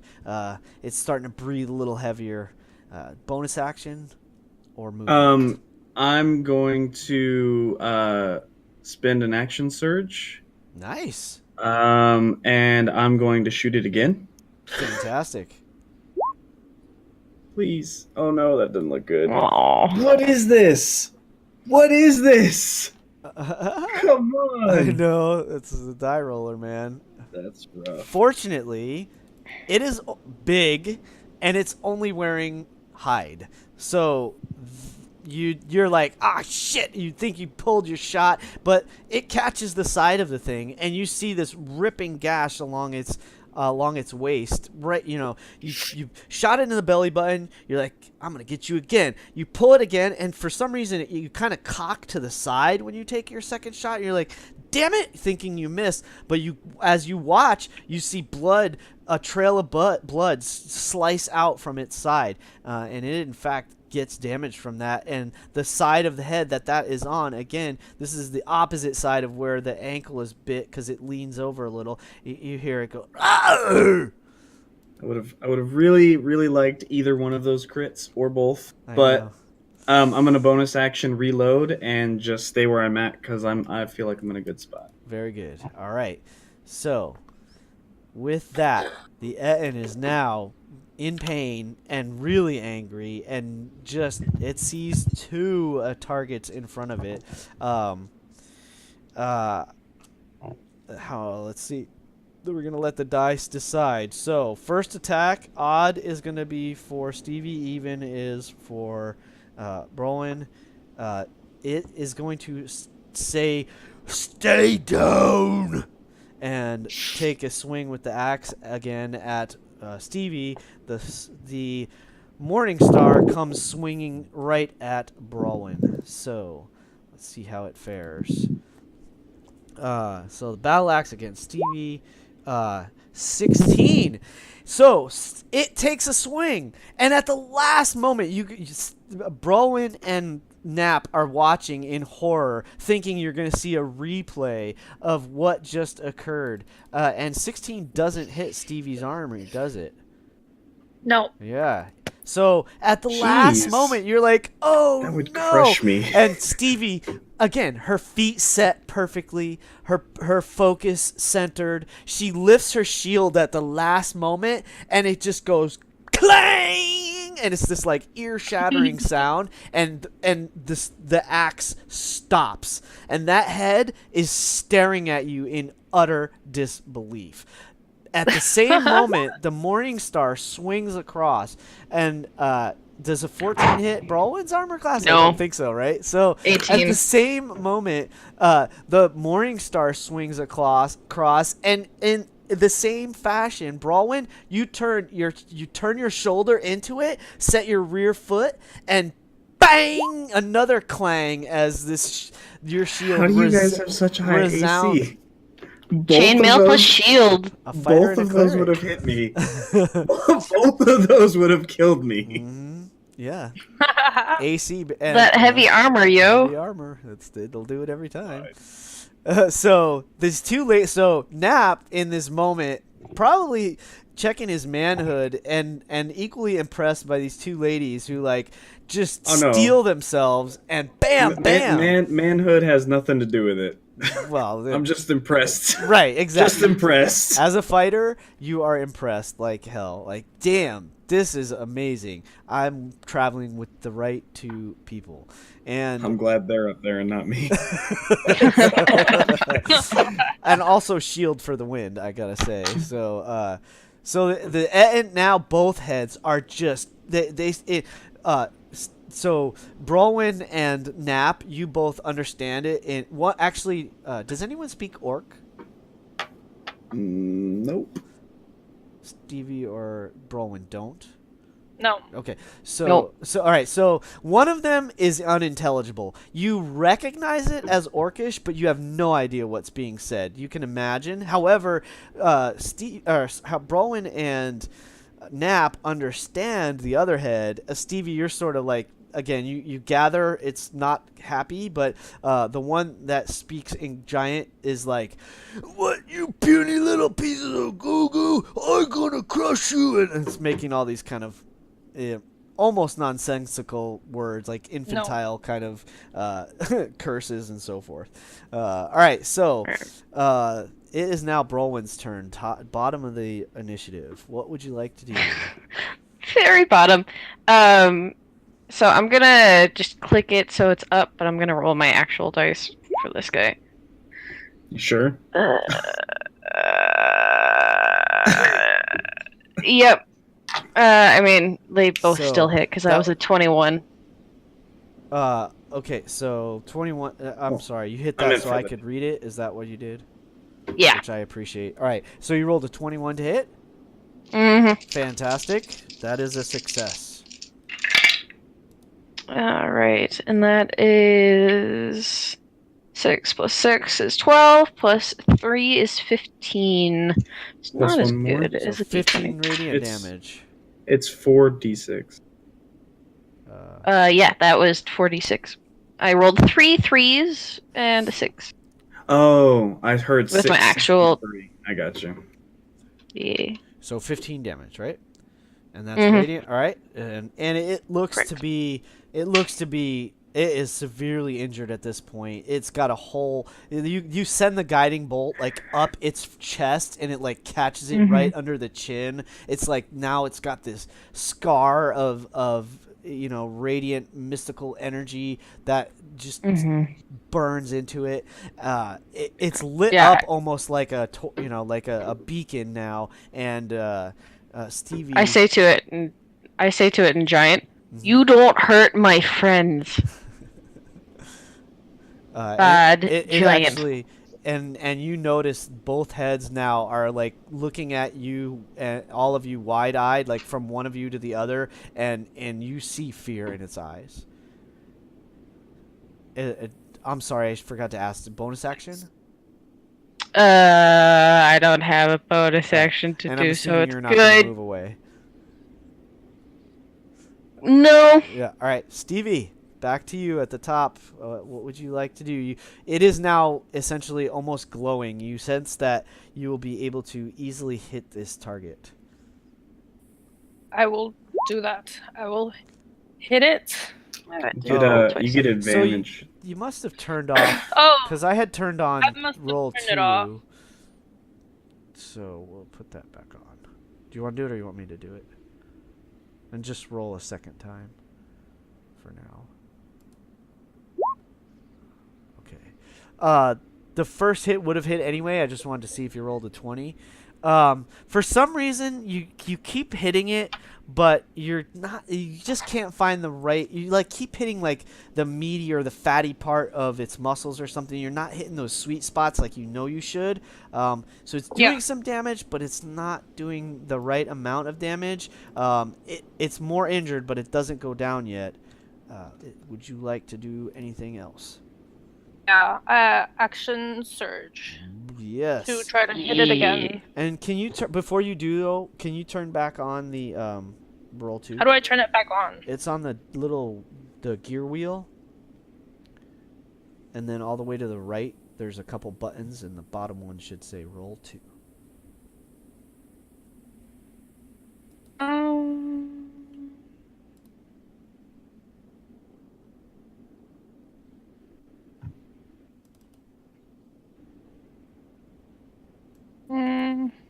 up top there's a gear wheel, and then roll 2. I'll do it. It's okay. Save some time. Put you back on the core. All right, you're good. So, action surge. Go ahead and click the action surge. So when we do it, I don't remember. It probably won't change that, but you should also change the second wind. Sorry about that.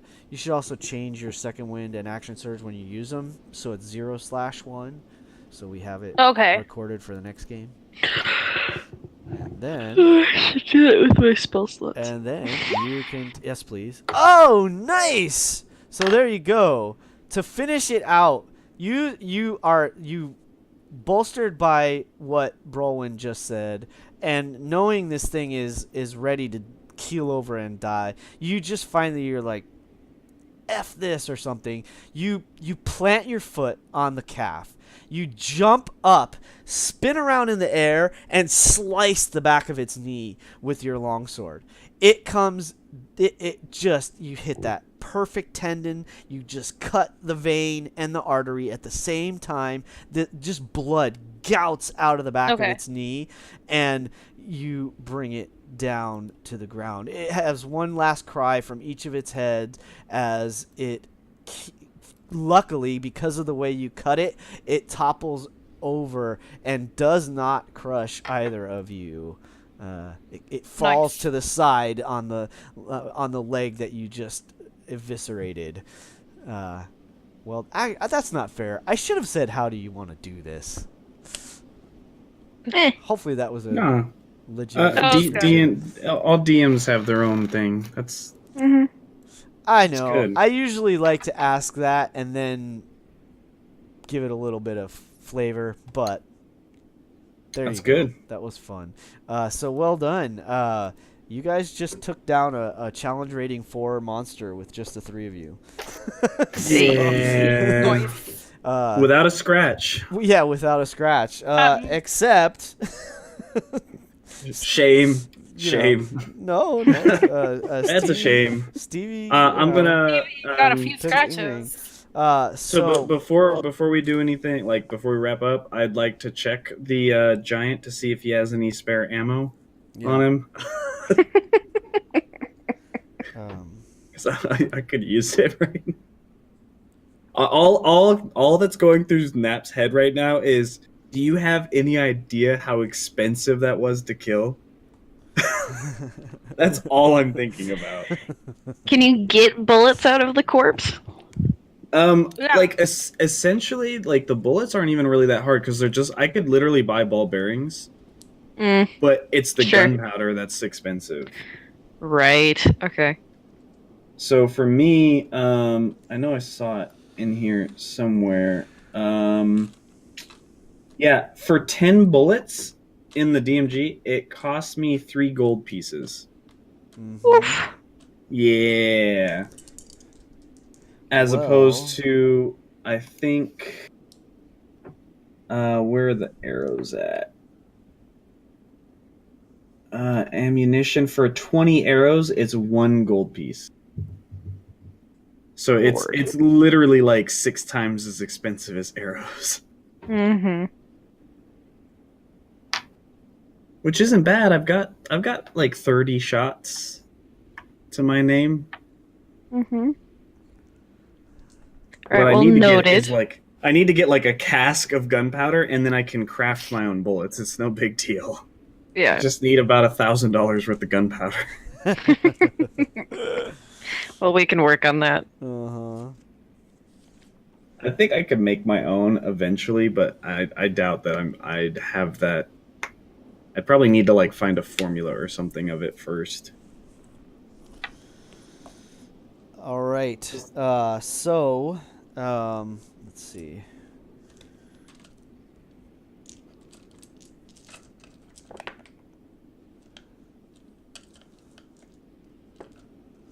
All right. So when you search through it,